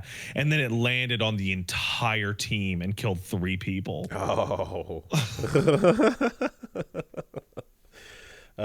Because physics. Yeah.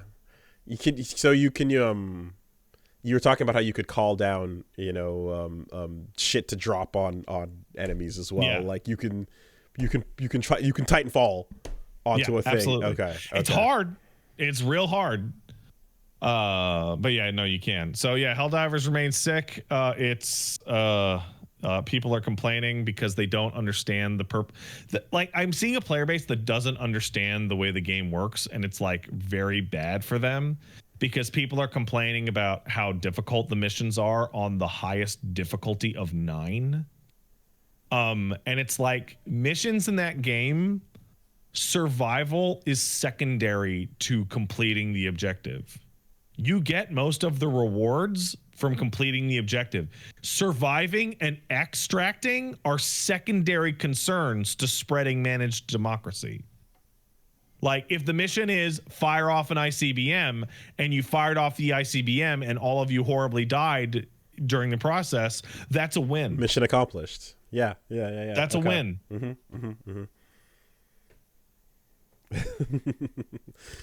Do you get a point score afterwards for like the extras though, I guess is what. You do. Yes, absolutely. Okay. So like it goes, did you succeed in the mission? How many of the enemy emplacements did you take out? How many extracted, and time?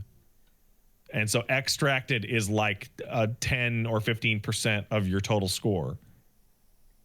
Okay. I wouldn't mind seeing like gas wasted on extraction. Like, yeah. Okay. That is not what I expected to hear about these robots. That's fucking cool. It kind of rules that they can blow themselves up by turning too fast. I think it rules. I mean, I saw someone say like some of them break apart on the way down. Is that like? Yeah, why not? Is it just like a 1% craftsmanship, man? Yeah, just a percentage chance that they just don't like that. Like, dude, that's hilarious. Like people are putting up their clips of things that can happen, and the way they've built the game to just function from a physical level is built for hilarity. I've watched people fire autocannon shots into bugs and hit the armor and have it deflect and kill teammates. Right? pure, like slapstick moment. They added a burnout radius to, like, so one of the mission types, you launch an ICBM and you have to go to the launch pad and like pull the prongs apart manually.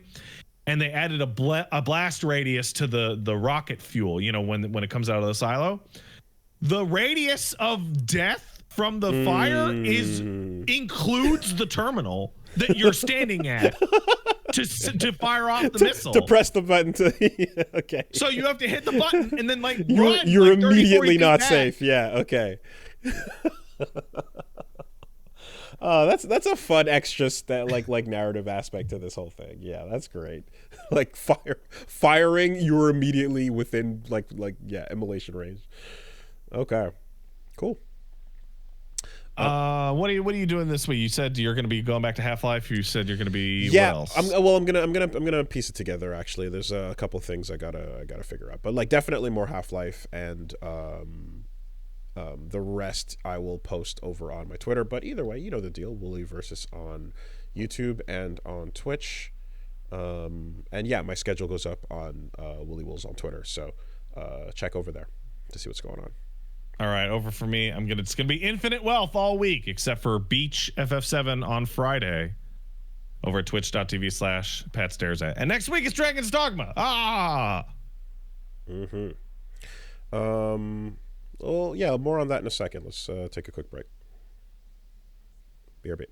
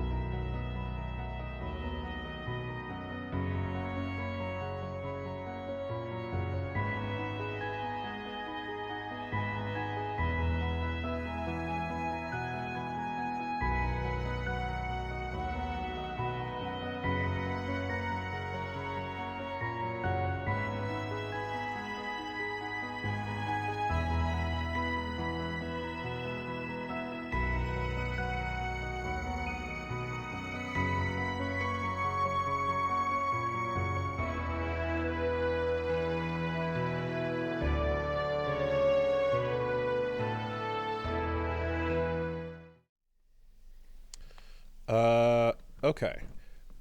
Something I wanted to mention about Dune 2, actually, and I forgot, in terms of just how fucking cool the visuals are at, like, conveying concepts in this.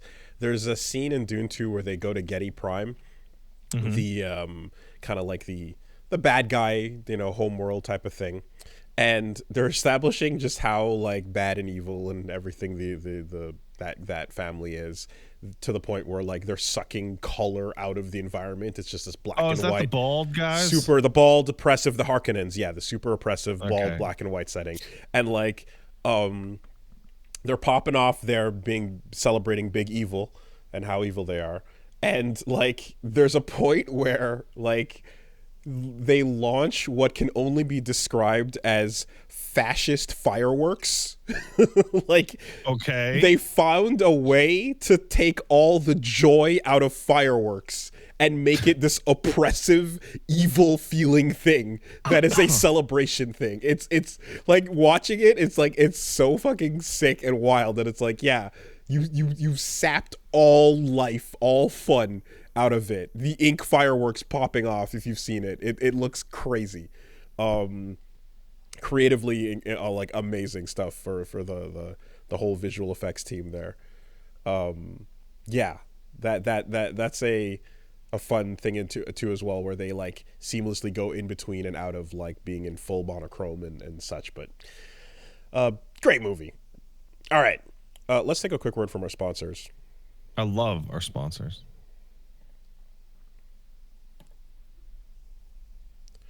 This week, the podcast is sponsored by Shopify.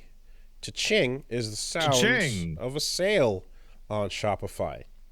Now, even though we currently do not have any shirts that you can go grab, we did. Oh, man. And when we did, the way we did that was with the help of Shopify's global commerce platform, because that is what you're going to use to help you figure out how to grow your business, whatever you're trying to do.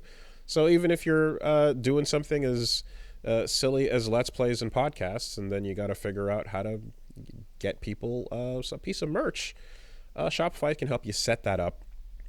They've got you covered from the launching your online shop stage to making your first sale, all the way to, did we just hit 1 million orders? Whatever level your business is at, Shopify's platform can help you with all the in-person POS system help you can get, an award-winning support system. Everything scales with you and makes it easy to set up your online shop. So yeah, they have award-winning award-winning support that'll help you every step of the way. And in particular, you are looking at 10% of e-commerce in the US covered by Shopify. That's a global force behind multiple businesses in every country, well, in across 175 countries. So it's a very large setup. And if you are trying to just figure out what your small business is going to do next, consider checking out Shopify. You can sign up for a $1 per month trial period at shopify.com/superbeast, all lowercase. Go to shopify.com/superbeast now to grow your business no matter what stage you're in. Shopify.com/superbeast. Thank you, Shopify. Thanks, Shopify. This week, the podcast is sponsored by Factor. That is the ready-to-eat delicious meals that you can get, never frozen, dietitian approved, ready to go in just 2 minutes. Man, like, anything that takes more than 2 minutes, like, I'm already starting to get impatient. I'm already starting to pace around and kind of just, why not now, though? Why does it have to be 2 minutes from now? Why does it have to be 3 minutes from now? I want it immediately. I get impatient with food preparation, but it's probably because I wait too late before I start making it, and that's no good. But I've been trying to fix that for a long time now. I don't think I'm gonna anytime soon. So in the meantime, I'll take a factor meal that I can get ready in 120 seconds. That sounds great. You've got over 35 different options to choose from every week as well. So if you are going for something calorie smart, protein plus, if you're going keto, if you're going vegan, vegetarian, you've got all kinds of options to pick from. And there's 60 add-ons as well if you want to top up with what you're for a custom menu coming your way, of course. The perfect solution for fast premium options, no cooking required. Again, dietitians have approved what you're looking at and what you're eating, so you can eat quick and healthy without having to compromise one or the other, which often you usually do. And as someone who is currently, trying to manage my my healthy foods and get them more often, I appreciate the fact that I can have something like Swedish meatballs, and it's still like, yeah, you can do that. We've done the science on it. You can have this. It'll be okay. The damage is mitigated, and it still tastes really good. You can sign up and save as well. We've done the math. Factor is less expensive than takeout, and every meal is dietitian approved to be nutritious and delicious. So head to factormeals.com/castle50 and use code castle50 to get 50% off. That's code castle50 at factormeals.com/castle50, and you will get 50% off. Thanks, Factor. Thanks, Factor. And this week, our sponsors also include Henson Shaving, who we've affectionately referred to before as the family-owned aerospace parts manufacturer that has made parts for the International Space Station and Mars rover, now also bringing precision engineering to shaving. So just this week I was like trying to get some precise little lineups going on my beard, and the Henson blade was perfect for that. In particular, when you're talking about a aerospace parts manufacturer that has contributed to the ISS and Mars rover, you're looking at a blade that is aerospace grade precision with 0.0013 inches of is the size of the metal razor. That is less than the thickness of a human hair. So that is a very thin but secure and stable blade with a vibration-free shave as well. And it has built-in channels to evacuate hair and cream, so it makes clogging virtually impossible. That is the type of engineering prowess that I would like to trust on something as simple as removing the hair from my face. Trust is really important for a razor because it's a knife. It is. You're going to cut your hair on your face. It is. You want to be able to trust it. Yes. You want to know that, the level, the brains that can handle the stuff that's going up there to space is going to also be able to put together what you need to make sure that you can shave and not have it explode on you, or worse, just dull out and make a really uncomfortable bump, because that sucks. And of course, you're looking at, they're affordable. The Henson razors work with standard dual edge blades that give you the old school shave with the benefits of new school tech. When you own a Henson razor, it's only about $35 per year to replace the blades. So, it's just that smart. It's time to say no to subscriptions and yes to a razor that'll last you a lifetime. Visit hensonshaving.com/superbeast to pick up your razor and use code SUPERBEAST, and you'll get 2 years worth of blades for free with your razor. Just make sure to add them to your cart. That's 100 free blades when you head to hensonshaving.com/superbeast and use the code SUPERBEAST. Thank you, Henson Shaving. Thanks, Henson.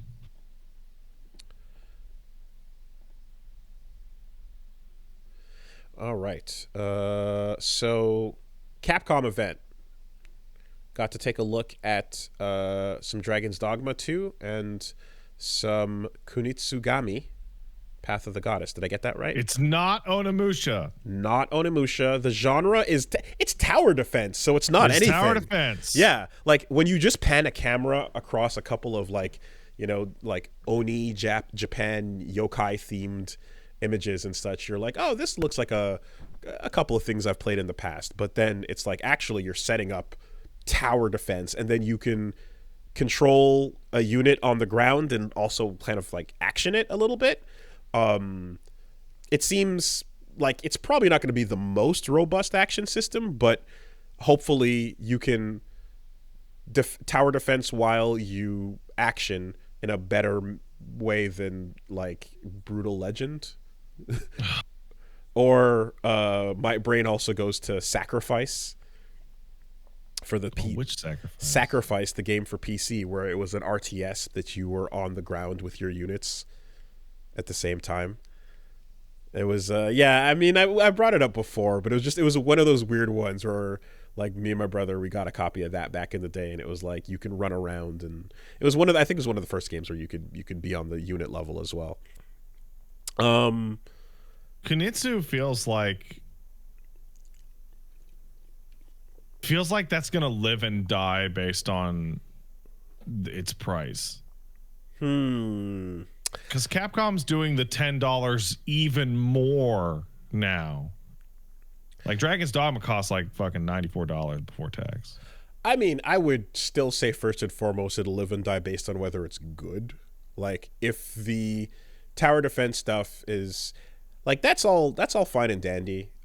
Personally, of course, I'm somebody I want to see like what's the action part like, right? It looked like you could do some cool stuff fighting as a group to some of the bosses, you know, and it seems as if there's a couple of areas where the entire tower defense section goes away and you're more just like in a boss arena, essentially, like taking it on with a couple of units behind you. You know what? Actually, Willie, I totally disagree. I think games are expensive enough right now that I think price is actually a larger factor for a huge proportion of games than their quality. Like Helldivers and Power World, like launched at $40 or a little bit less, and that's one of the reasons they blew the fuck up. I think though it would need to have bare minimum an addictive aspect to it to break past the current addictive games you're playing, right? Yeah. Anything disruptive needs to what you're currently super addicted to playing. Like we're talking about, you know, all the games that you played this week and the things that I've been playing, and it's got to come in, like you try it out for a little bit, and it's got to be pulling me away from, you know, Balatro or Infinite Wealth or, like, you know, any of these other like titles that might hold your attention for a period of time.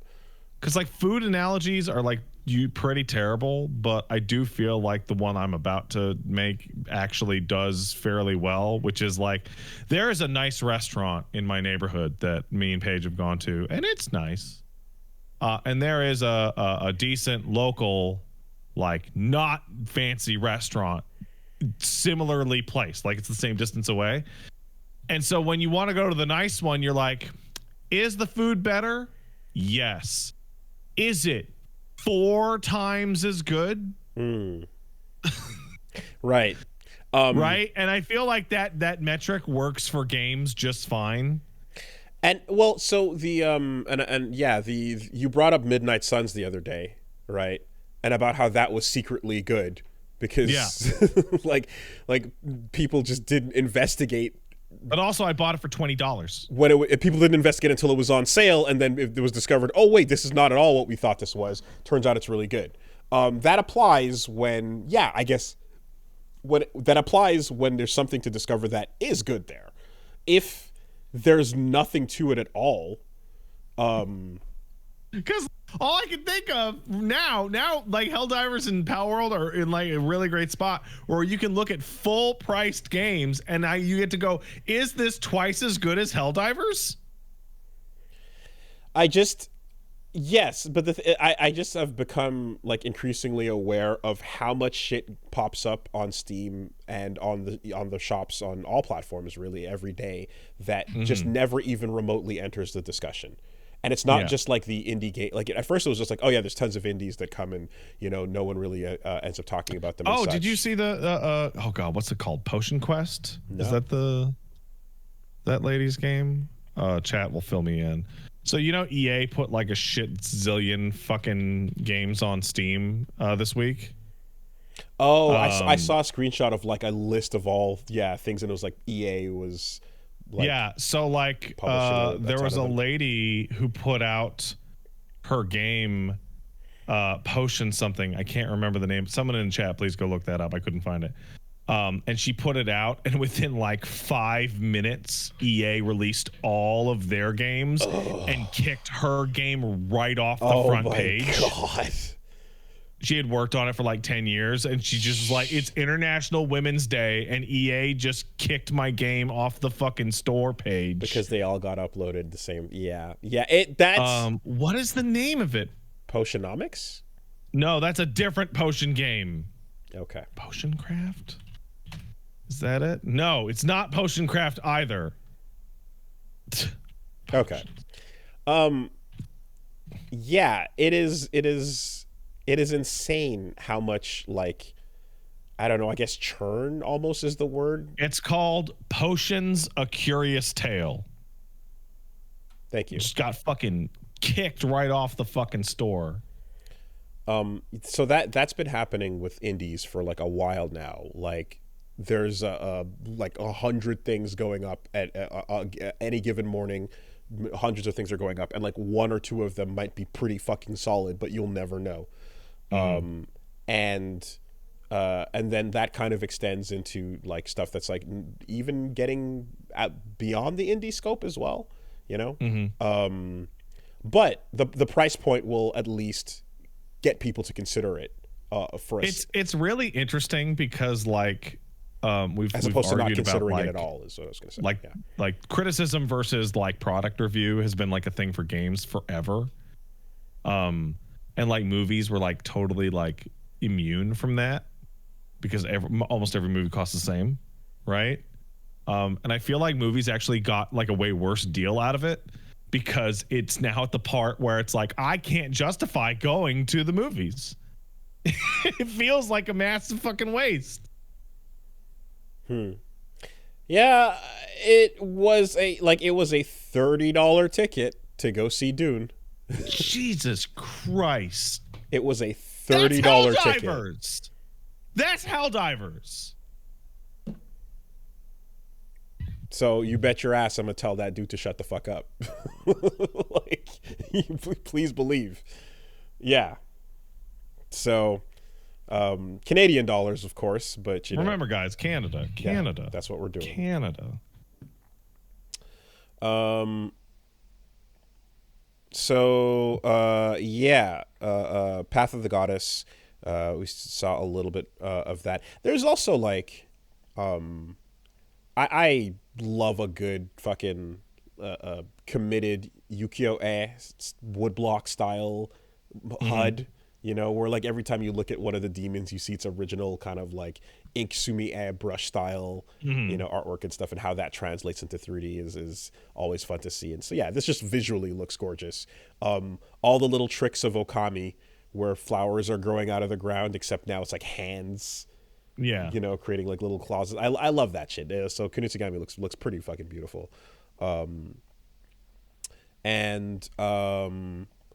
Not much to say until I guess we get further breakdowns of like what's going to happen with combat. But that's great. Dragon's Dogma. Dogma Creator. So the main takeaways are there are less classes this time around, and there are more, but only one more. People expected much more, and some of the old classes are gone. Okay, is this a situation like a Monster Hunter World where it's like we're doing a new thing in a new engine and like it's just not everything made it over? No, it is not like that at all. Okay. This game is the same thing in mostly the same engine, and they're like okay, so the long and short of it is Dragon's Dogma 1 had 9 classes. It had fighter, strider, Volitions? mage.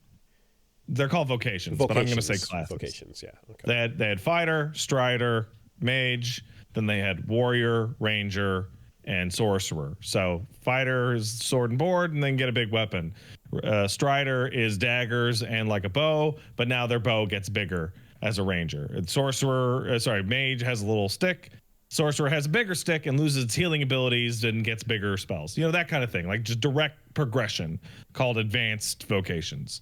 Then they had hybrids, which were like fighter and mage combined to form Mystic Knight, or strider and mage combined to form magic archer, that kind of thing, right? Okay. So that's generally how it worked. Dragon's Dogma 2 is coming out, and they have changed the way that works. And the long and short of it, I'm going to try and summarize it as quickly and as succinctly as I can, is that each of the types of classes have a color. So like blue was associated with fighter. So like kind of tanks or heavy, right? Mm-hmm. No, sorry. Red was associated with fighter. My mistake.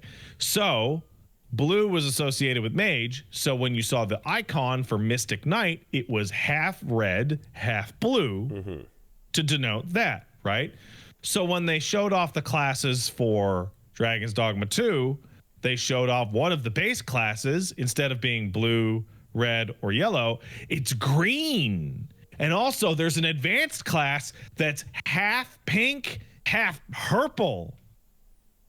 And so people are like, okay, well, that must mean there's a base purple class and there's a base pink class and there's an advanced green class. And the answer is no. There isn't. Okay. Actually, it's just showing that hybrid style. The color system worked really well for the old game. Gotcha. But it actually works way less for this one. So people have been asking, hey, why does Trickster have pink and purple as the color when it's the only vocation in the entire game that has pink and purple? And it fooled us into thinking there were more. And the answer that people can come up with is that it was meant to trick you. Because it's the Trickster class. You got tricked, didn't you? And its own icon is deceitful. I see. Okay. Yeah, because I guess I was like wondering, because if there's a trade-off that is, because like, yeah, well, there was when Kirby 64 came out, it had less powers than previous Kirby games, but then you could hybrid them. And they all hybrided, including with each other. So overall, you had less starting pieces, but by the end, all the multiples meant you had an infinite. You had like a ton more end possibilities. So the way that the skills worked in Dragon's Dogma 1 and the way they work in Dragon's Dogma 2 is different, and that's part of the reason that there's all this confusion. So in Dragon's Dogma 1, all your moves were tied to the weapon that you were using. So if you had a sword, like a fighting one-handed sword, that gave you access to the fighting one-handed moves, both the default attacks and stuff like Burst Strike, which is just Stinger, or Tusk or Full Moon Slash, stuff like that. And it's class associated with the weapon. And the weapon not the class. But the weapon is but is the weapon class locked? Not in Dragon's Dogma 1. Okay. So Fighter can use the one-handed sword, but so can Assassin. Right? Okay. Because the hybrid classes could use a multitude of weapons across different things. Right? In Dragon's Dogma 2, they have said, no more of that. Every vocation gets one weapon. Like Mystic Archer can't use daggers anymore. Just the magic bow. Like there was a class called Strider that had a bow and daggers that has been separated into two different classes, Archer and Thief, which is the bow and dagger classes. So it's even more restrictive. So what they did is they took every move that existed in Dragon's Dogma. So like Mystic Knight had like they were like supposed to be like a shield made out of magic, and so they had moves where they would block with good timing and magic effects would shoot out of their shield. They took those and gave those to Fighter. They took the assassin moves that were the counter moves that killed enemies that attacked you and gave it to Thief. And so basically they took the classes that are no longer here and they took all of their shit and redistributed them into highly specific roles because they want the pawn system and your main character to be a lot more narrow in their scope. And not everything could be hybrid with anything else, right? It was only specific things. Okay. Have we seen a like chart or tree of skills that shows that like maybe there's more to them than there was previously? So a Boro YouTuber went to the Dragon's Dogma event, and part of his footage that he decided to pick up was he just went into the vocation change menu and just took footage of every single skill that was available in the demo build. And there are more, so that those vocations were only halfway leveled, and there are more skills there than in the entirety. Sorry, Oroboro, not a Boro, my mistake. Oroboro.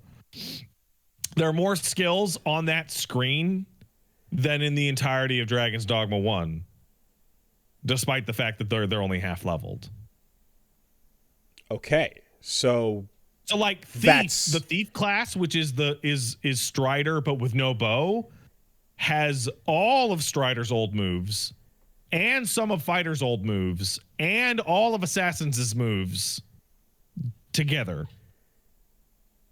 So each then has more depth to it despite being isolated out. And for the people that are desperate for a hybrid class, there is a 10th class called Warfarer, which can equip 3 of any weapon and switch between them at will. And they can use skills from any unlocked vocation. Oh, that's incredible. That sounds super sick. But they are weaker. Yeah, you're a glass cannon. Sure. No, like they are physically weaker. Their statistics are percentile lower. We don't know by how much, but they are weaker than like a pure class. That would make sense to balance out your ability to do more with your kit. Sure. Yeah. Oh, and they're not allowed to unlock the final set of abilities that all the pure classes get. Okay. And switching weapons takes up one of your buttons. Like most classes get 4 skills to use. The Warfarer has one dedicated to just switching weapons. Interesting. So you also get 1 less skill. Okay. Yeah, I mean, the self-balancing in a lot of ways, but that sounds still pretty cool. Also sounds a bit similar to, and like if you're multi-classing in D&D, right? There's always the inability to go as far as you could if you were single-classed. But does so the whole thing with the pawns then, I guess if their expectation is you're going to have your weaknesses or your other blind spots covered more by the pawn system, like they're just way like I remember when they were talking about how they redid the pawns, and I was like, so what was the issue with them before compared to what they showed? They said that. So anybody who played Dragon's Dogma can quote like the majority of pawn dialogue back to you, because that is like a 50-60 hour game, and pawns have maybe 100 different things to say. Okay. I saw someone said like they love cliffs. They also love cliffs. Wolves hunting packs arisen. They this kind ill likes fire and ice both. The path splits up ahead. We must make doubly sure to check our destination, etc. You can look at the chat. People are just spamming it right now. The number one thing they did was improve their combat AI, but also like they need more to say. I love they need way more to say. They're trying to corner us. Thank you, Titanfall Grunt. I appreciate that for the millionth time.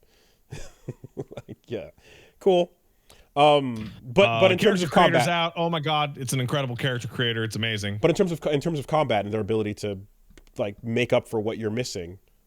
So the interesting thing is that you were never able to cover all your bases in Dragon's Dogma 1 because you have 4 people and you have 3 basic types, which is melee, ranged, and magic. You were never able to cover all your bases adequately. With the vocations even more narrowed in their scope, they seem to be wanting to make it so that it is actually even more difficult to cover all of your bases, right? if you want a bunch of strong frontliners and like heavy magic that can cast between each other, you're giving up like ranged physical attacks entirely. Okay. Are you like, and I guess like you're gonna get groups or mobs that'll be diverse enough that you might. Oh yeah, there's all sorts of problems like there was it's a game built on a lot of hard counters. Right? Like, zombies, if you light them on fire in DD1, they just evaporate. Like, they're done. Like, there's nothing they can do and even the smallest amount of fire. But that assumes you're rocking people that can fire enchant your weapons or have fire skills. If you are doing all of that, then there's a possibility that a lot of heavy flying enemies like harpies will just tear your guys up because they can't shoot fast enough. Because it takes like 5 to 10 seconds to cast every spell. Okay. What was that meme with like FromSoft casting and Skyrim casting versus like Dragon's Dogma wrestling Majeur shit? Okay, so what are you you getting are familiar at? with casting in the vast majority of video games. Right, you go and then pew, pew, you cast pew. the thing. Dragons, Dogma. Although to be fair to Elden Ring, it was pew pew pew pew, and then you get a fucking carrion blade, and you and that shit was hot. So okay, so I'm gonna send you a video. I have moved it 15 seconds in advance because Dragon's Dogma casting large spells takes 10 to 20 seconds to cast. Like it exists in a world in which the spellcaster must be actively defended while the setting up. cast. Okay. So those of you who don't know, I'm sending Wooly a video called Dragon's Dogma Dark Arisen Sorcerer High Maelstrom. Never mind that sound for a second. Okay, a big tornado is like this tornado being set up. Will and it is bouncing. Okay, yeah. Okay. Nobody has to fight. The entire encounter is trivialized. So the spell takes 20-25 seconds to come all the way out, but the encounter is completely over. Gotcha. If the spell comes out. Gotcha. Okay. It's one of those FF16 like screen clears. Just fuck this. Yeah, no, it's like the what do you call it? The fire equivalent of that spell is called High Comestion, I think. And it's just like 60 seconds of uninterrupted meteors from space that are like an orbital bombardment on Christ. every enemy you can get a hold of. But the sorcerer has no ability to defend themselves at all. And takes like 20 seconds to cast the spell. And all spells are like these final boss spells? No, the bigger, the longer. Okay. But even the shortest spell takes like 5 seconds to cast. They decided to have all spells take a while, but be huge and awesome. Okay. Yeah, no, I like that trade-off. That sounds pretty sick. And I guess if you're doing the hybrid style, then you don't necessarily you would have to use weaker ones that. So sorcerers are a really good example to explain like what I meant by like covering your bases is impossible. So let's say you decided you were going to have one fighter, one archer, and 2 sorcerers, right? No healers. Only one ranged guy, only one physical guy. Well, sorcerers can combine their cast to cast one spell twice as fast. Oh, that's pretty sick. Nice. Oh, that's fun. Okay. But you have one melee unit, one archer, and no healing of any kind. Right. It's like a dive comp. You're committing to a particular. Yeah. And anything that fucks with that formation, like I don't know, enemies that pick people up, for example, will cause like disaster. Cool. Okay. And I guess that's where like pawn abilities can come in to speeding up your cast and shit. Nice. So like most people run a fighter, an archer, a magic user, and then the fourth spot is flex as to what do you want more of. But you can do stupid shit. You can have a mage and 3 archers. Why not?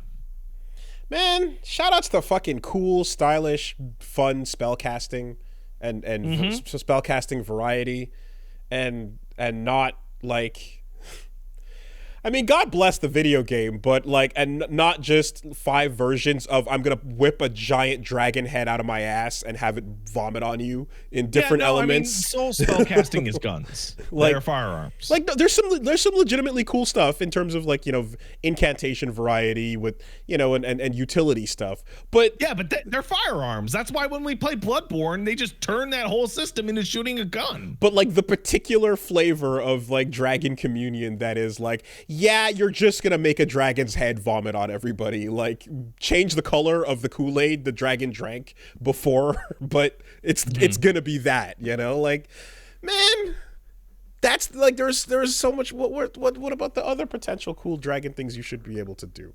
Anyway. Also, Gene was talking about this, and I 100% agree with him. Especially since the game is called Dragon's Dogma.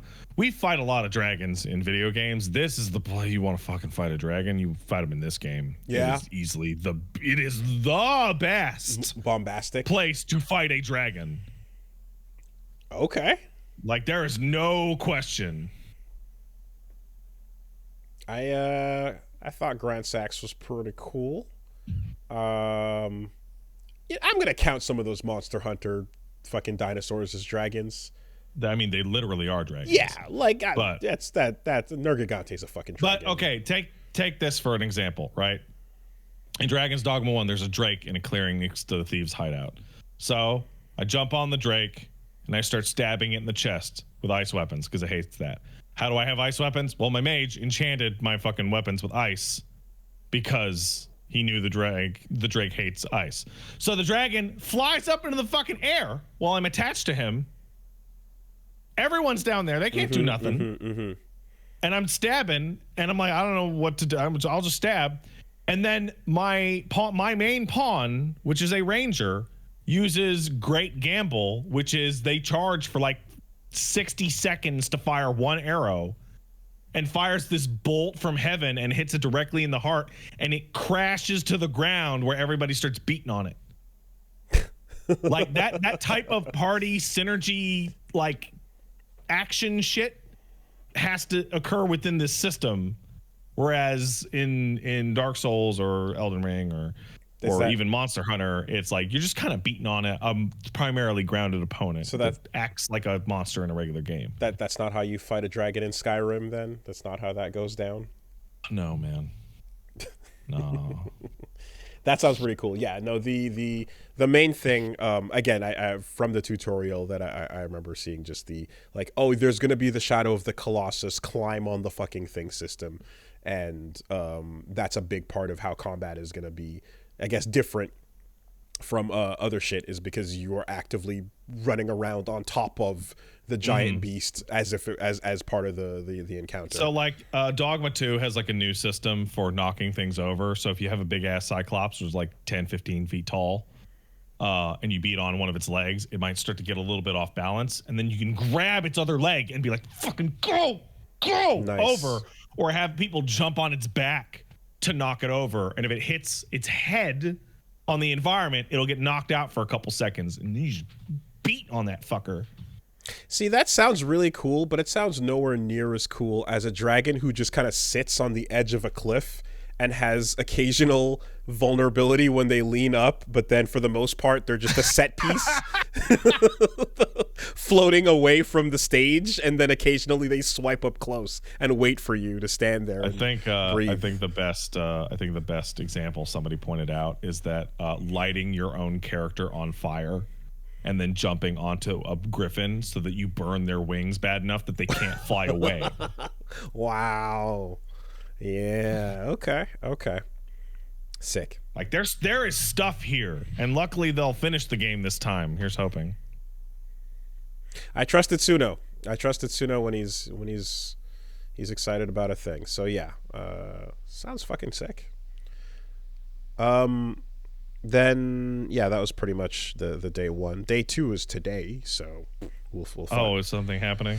Exoprimal, and I guess some Street Fighter 6 information. Bro, I went through my business email and found 24 Exoprimal emails. Only? I might have more than that. I might have more than that. Man. I mean, yeah, you want to look? Yeah.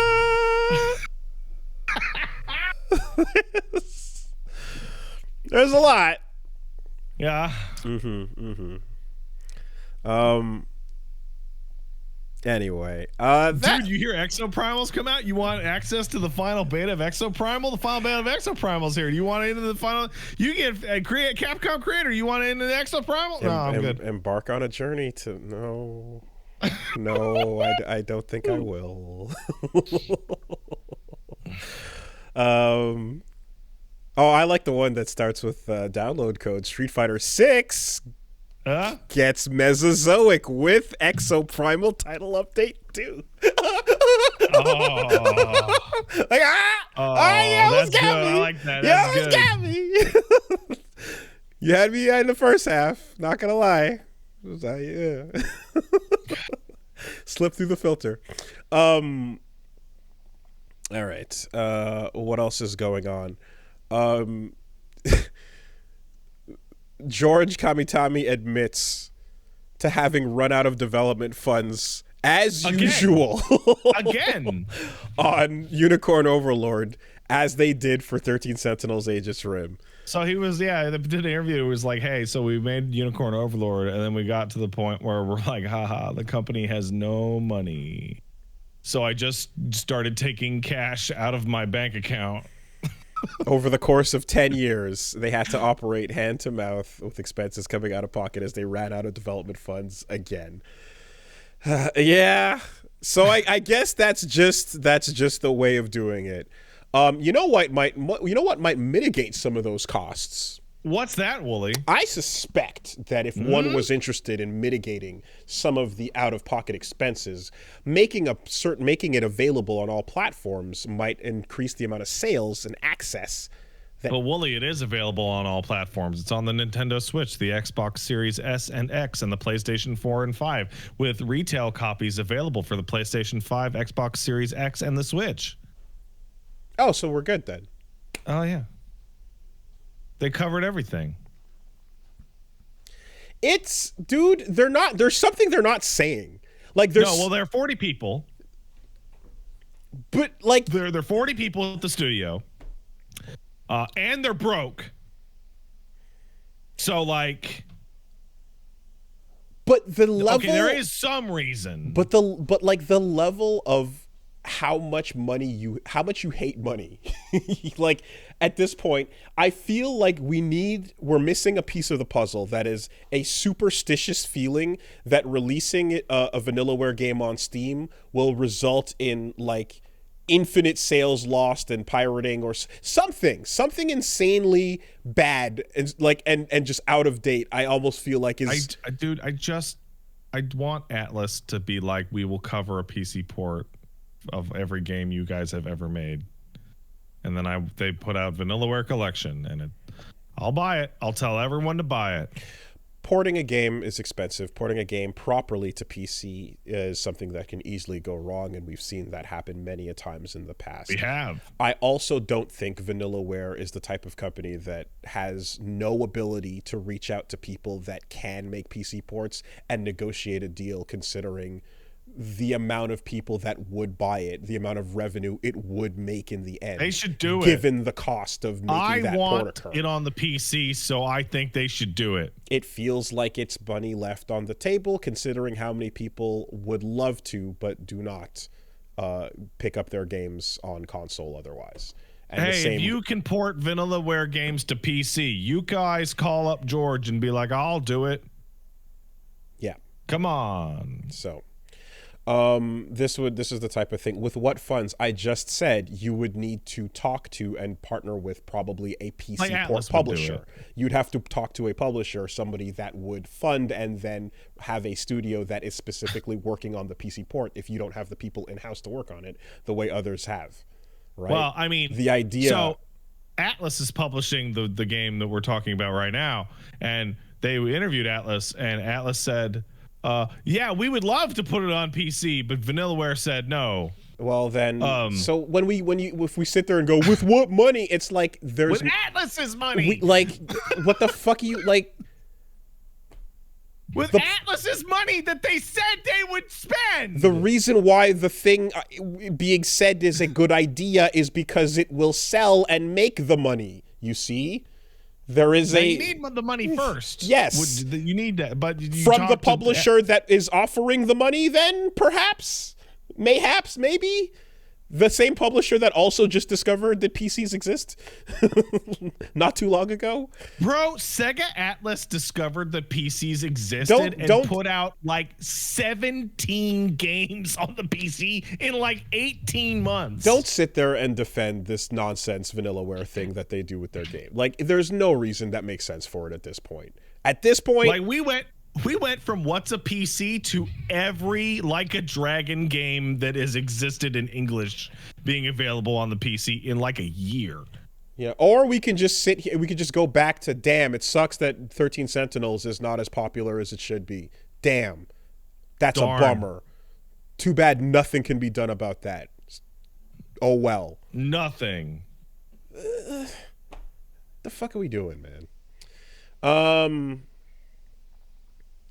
All right. Yeah, we saw a little bit of that.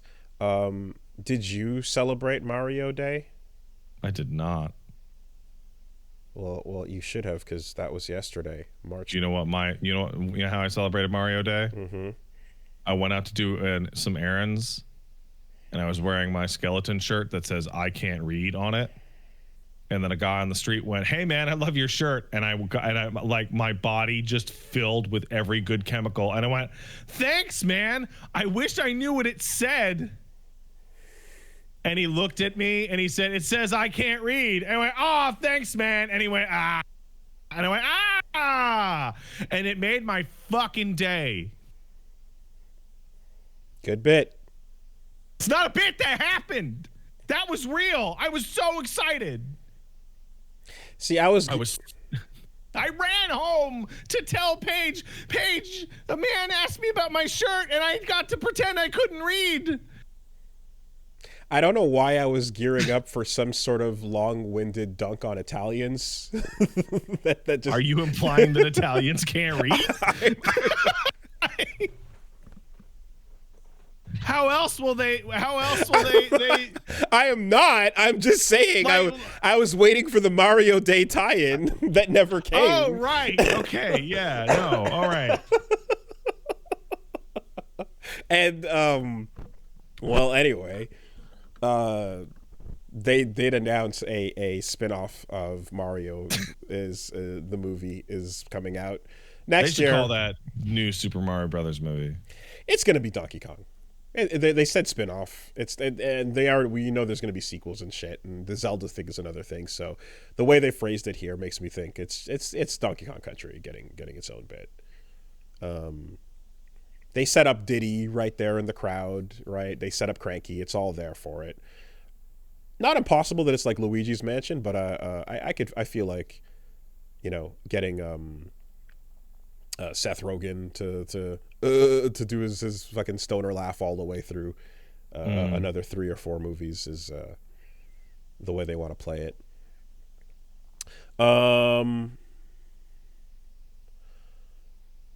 Yes. Okay. There was that. Seth Rogen is Donkey Kong, isn't he? He sure is. Banana. Who would play King K. Rool? I mean, just get K. Rool. Does K. Rool have a voice? K. Rool in that short that I watched on Slopstream was incredible. Who voice acts K. Rool? You don't need to recast that. Just give it to Jack Black. Again. Again. Yeah, just Kyle Gass, actually. Get Cage. Get Kyle Gass. Oh, yeah, there you go. From the they got the K Rool from the TV show that did K Rool in, there was that animated short that I watched that was so fucking good. That feels like the way to do it. When you were slopping. Well, yeah. Zendaya. Yes, exactly. Yeah, there you go. So the other news alongside, we talked about the Warner Brothers bit. We talked about the Hey, I have a pro tip. If you are thinking about going to have your company work for Warner Brothers, maybe stop that. Consider otherwise. Shutting down Rooster Teeth, Adult Swim games likely being delisted in 60 days. For no reason. Also, like there's some owners of those games that have like all the rights still. And they're calling up people at Warner Brothers going, can you please just transfer the listing to me? It takes 3 clicks on Steam, and they're just getting denied wholesale. Like, they are vindictively, like, actively destroying these games. That fucking sucks, because Adult Swim games was a legitimately solid way for indies to get their shit published for a while there. Yeah. I mean, it says within 60 days, and hopefully there can be enough fucking noise that can just do something, but yeah, they're just killing shit just to kill it. Some panic ass buttons were pressed, and the ramifications are continuing to be seen. In the meantime, though, while that's going on, Activision QA workers formed the largest U.S. video game union yet. Organized with the help of CWA, Activision QA United has 600 members across Texas, California, and Minnesota. That's great. That's super good. Every time one of these stories drops, there's always a shot, and you got to wait for your chaser to see, does it stick? It's recognized by Microsoft. Yeah, Microsoft voluntarily recognized it in court or anything. Yes, no, the recognition has occurred. It's more so like, is there just then an unfortunate downturn in these offices with redundancies that suddenly need to be, let go? It's too late. They would have had to do this during the formation process. Mm-hmm. Like, the usual thing is that you're like, oh, you guys are starting a union, huh? All your bosses just got fired. That's crazy. But now that the union is in the process of being, like, legally formed, it's a little too late. The last 2 times a union was close to getting formed and or recognized, everyone got laid off in terms of getting in the industry. So I'm waiting for the shoe to drop / I'm wondering what the catch is. Yeah, I feel like that QA team is too large to just wholesale junk the entire department. 600 people is a fuck ton of people. But like, that's in terms of, like, that's not, you can't just like replace that tomorrow. But they are QA, which means to these assholes they're disposable, which means if you are gonna get rid of 600 people overnight, that's the group that you would be the most likely. You'd be more willing to, considering you're like, it's low skilled. Who cares? We'll pull them in off the streets. The way they perceive QA, at the very least. I don't know. Just have the robots do it. Just have Chat GPT write the bug reports. Just saw a great quote, which is, we're really far away from AI being able to do your job, but we're actually really close to your boss thinking AI can do your job. Yeah. That's so, like, that's the one. Did we talk about the Air Canada thing? No. So Air Canada fucking lost a Supreme Court case in Canada, obviously, that is, like, setting the tone for AI in this country. So they had an AI chatbot running the help desk, the online help chat desk. You know, you go to the website and go, "Would you like to talk to an agent?" Oh, and you go, yes. So they had the AI doing that, and the guy was like, "Listen, I'm traveling. I have a bereavement in the family. Can I just buy the ticket and submit the bereavement later?" And the robot says, "Absolutely, you can. You totally can do that." So he was like, "Okay," and he took screenshots of it and recorded it, and then went on his trip, and then went to submit for the bereavement. And they're like, "That's not their fucking policy. Who told you that?" And he's like, "Whatever dumb shit you have running your website." And they were like, "Well, that's a robot, so it doesn't count." And the Supreme Court of Canada says that if you employ a robot to talk to people and it tells you something, then that shit is legally binding. Just the. Like I'm a huge fan of the Air Canada defense that was employed there, though.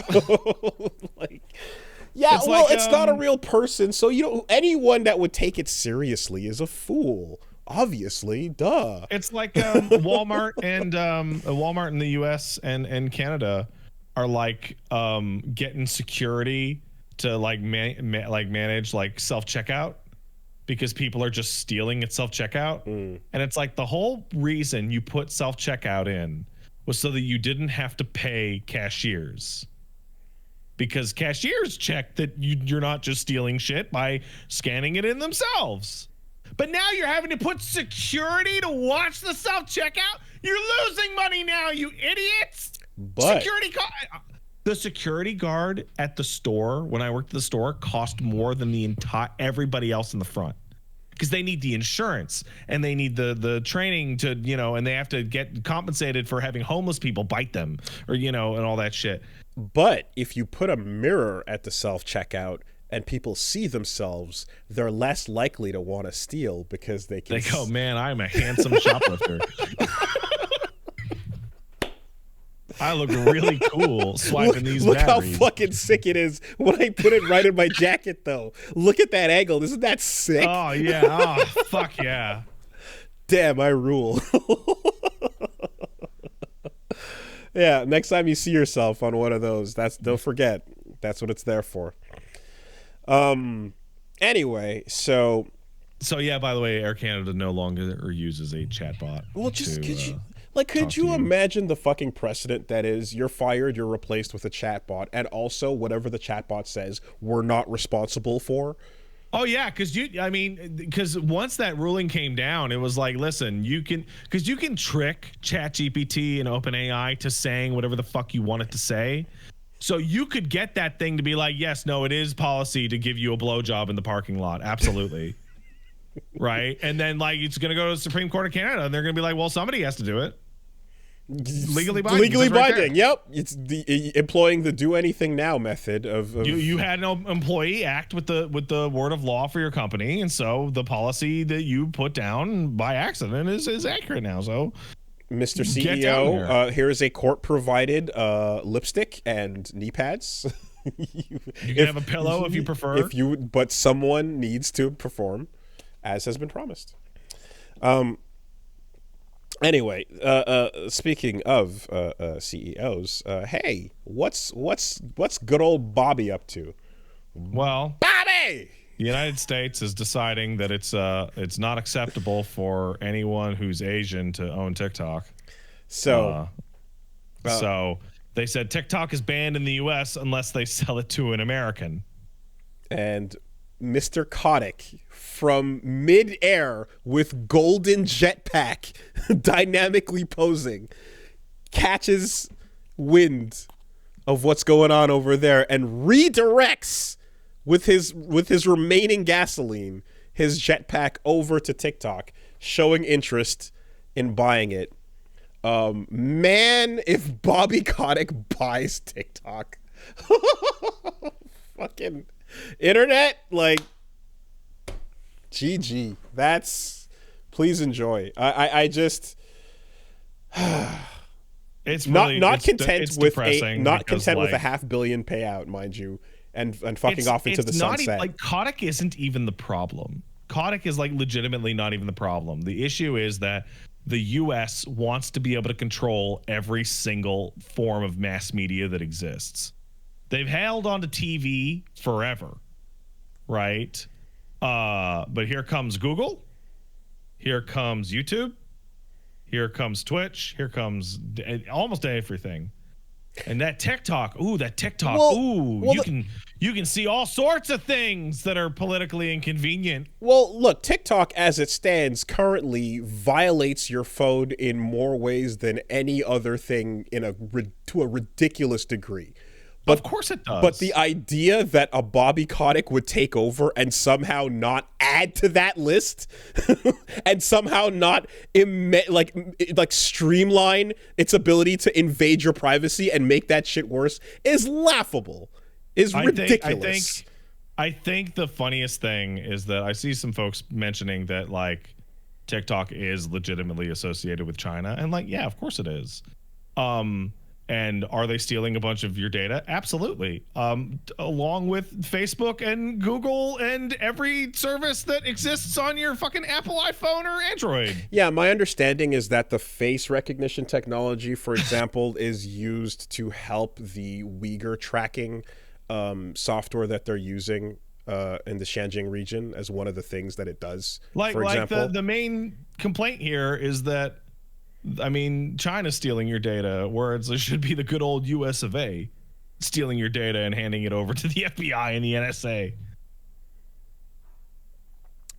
So yeah, I mean that is a fucking hellish outcome for everybody should it occur. And the thought, I suppose, that Kotick would take his near billions and just disappear with it was I suppose I was a fool for thinking to ruin something or I can't get off, said Bobby. I mean, I thought he's like, hey, I made it, the credits are rolling, he got out, right? You got away with it, you got away with all of it. Like, I thought that's a ride into the sunset moment, but well, of course he got away with it, he's rich. But you don't go that far and then hang it all up just to say like, yeah, I did it. I'm gonna retire on an island somewhere. You got to 180 that car and swing it right back around. Before all of this shit, rich people, if they wanted to get like props, had to like put their name on a library or like a street or like a public building or something. A hospital wing. Yeah, they had to like do something that eventually became like a public good if they wanted to puff up their fucking attitude. But now social media has allowed people to be like, buy my fucking lip balm and make me a famous person, but also I'm rich and I'm just fucking you over. Like, ugh. Gross. Is it not enough to have $500 million and anything you'd ever want? You have to want people to like you also? Jesus Christ. It is not enough. Because if it was enough, then you wouldn't need 500. You would have stopped at 100. If it was enough, you would have stopped at half. You know, like like that distance is already indicative of the fact that the limiter doesn't exist. The billionaire class is actually like a form of hoarding mental illness that has been codified into society.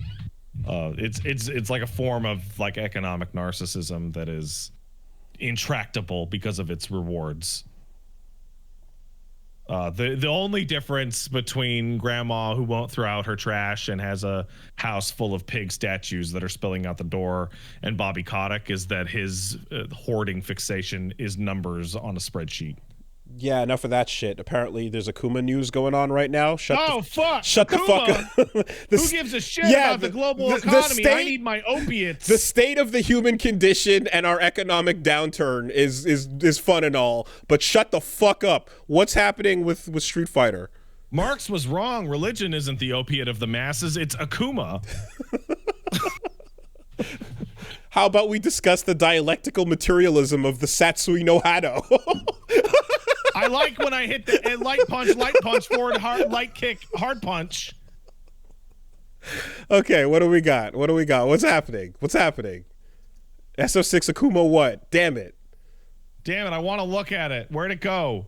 I don't know. Oh, it's happening right now. It's happening right now. Capcom. It's live. Capcom. I'm looking at it. I'm watching it. I'm watching the trailer for Akuma. He's old. Oh, it's just happening? It's happening right now. Oh, he's man. got white hair. He looks like a Shih Tzu. Okay. Fuck. I'm watching it. Okay. He's punching rocks. Okay. He's beating up a statue with a big Shoryuken.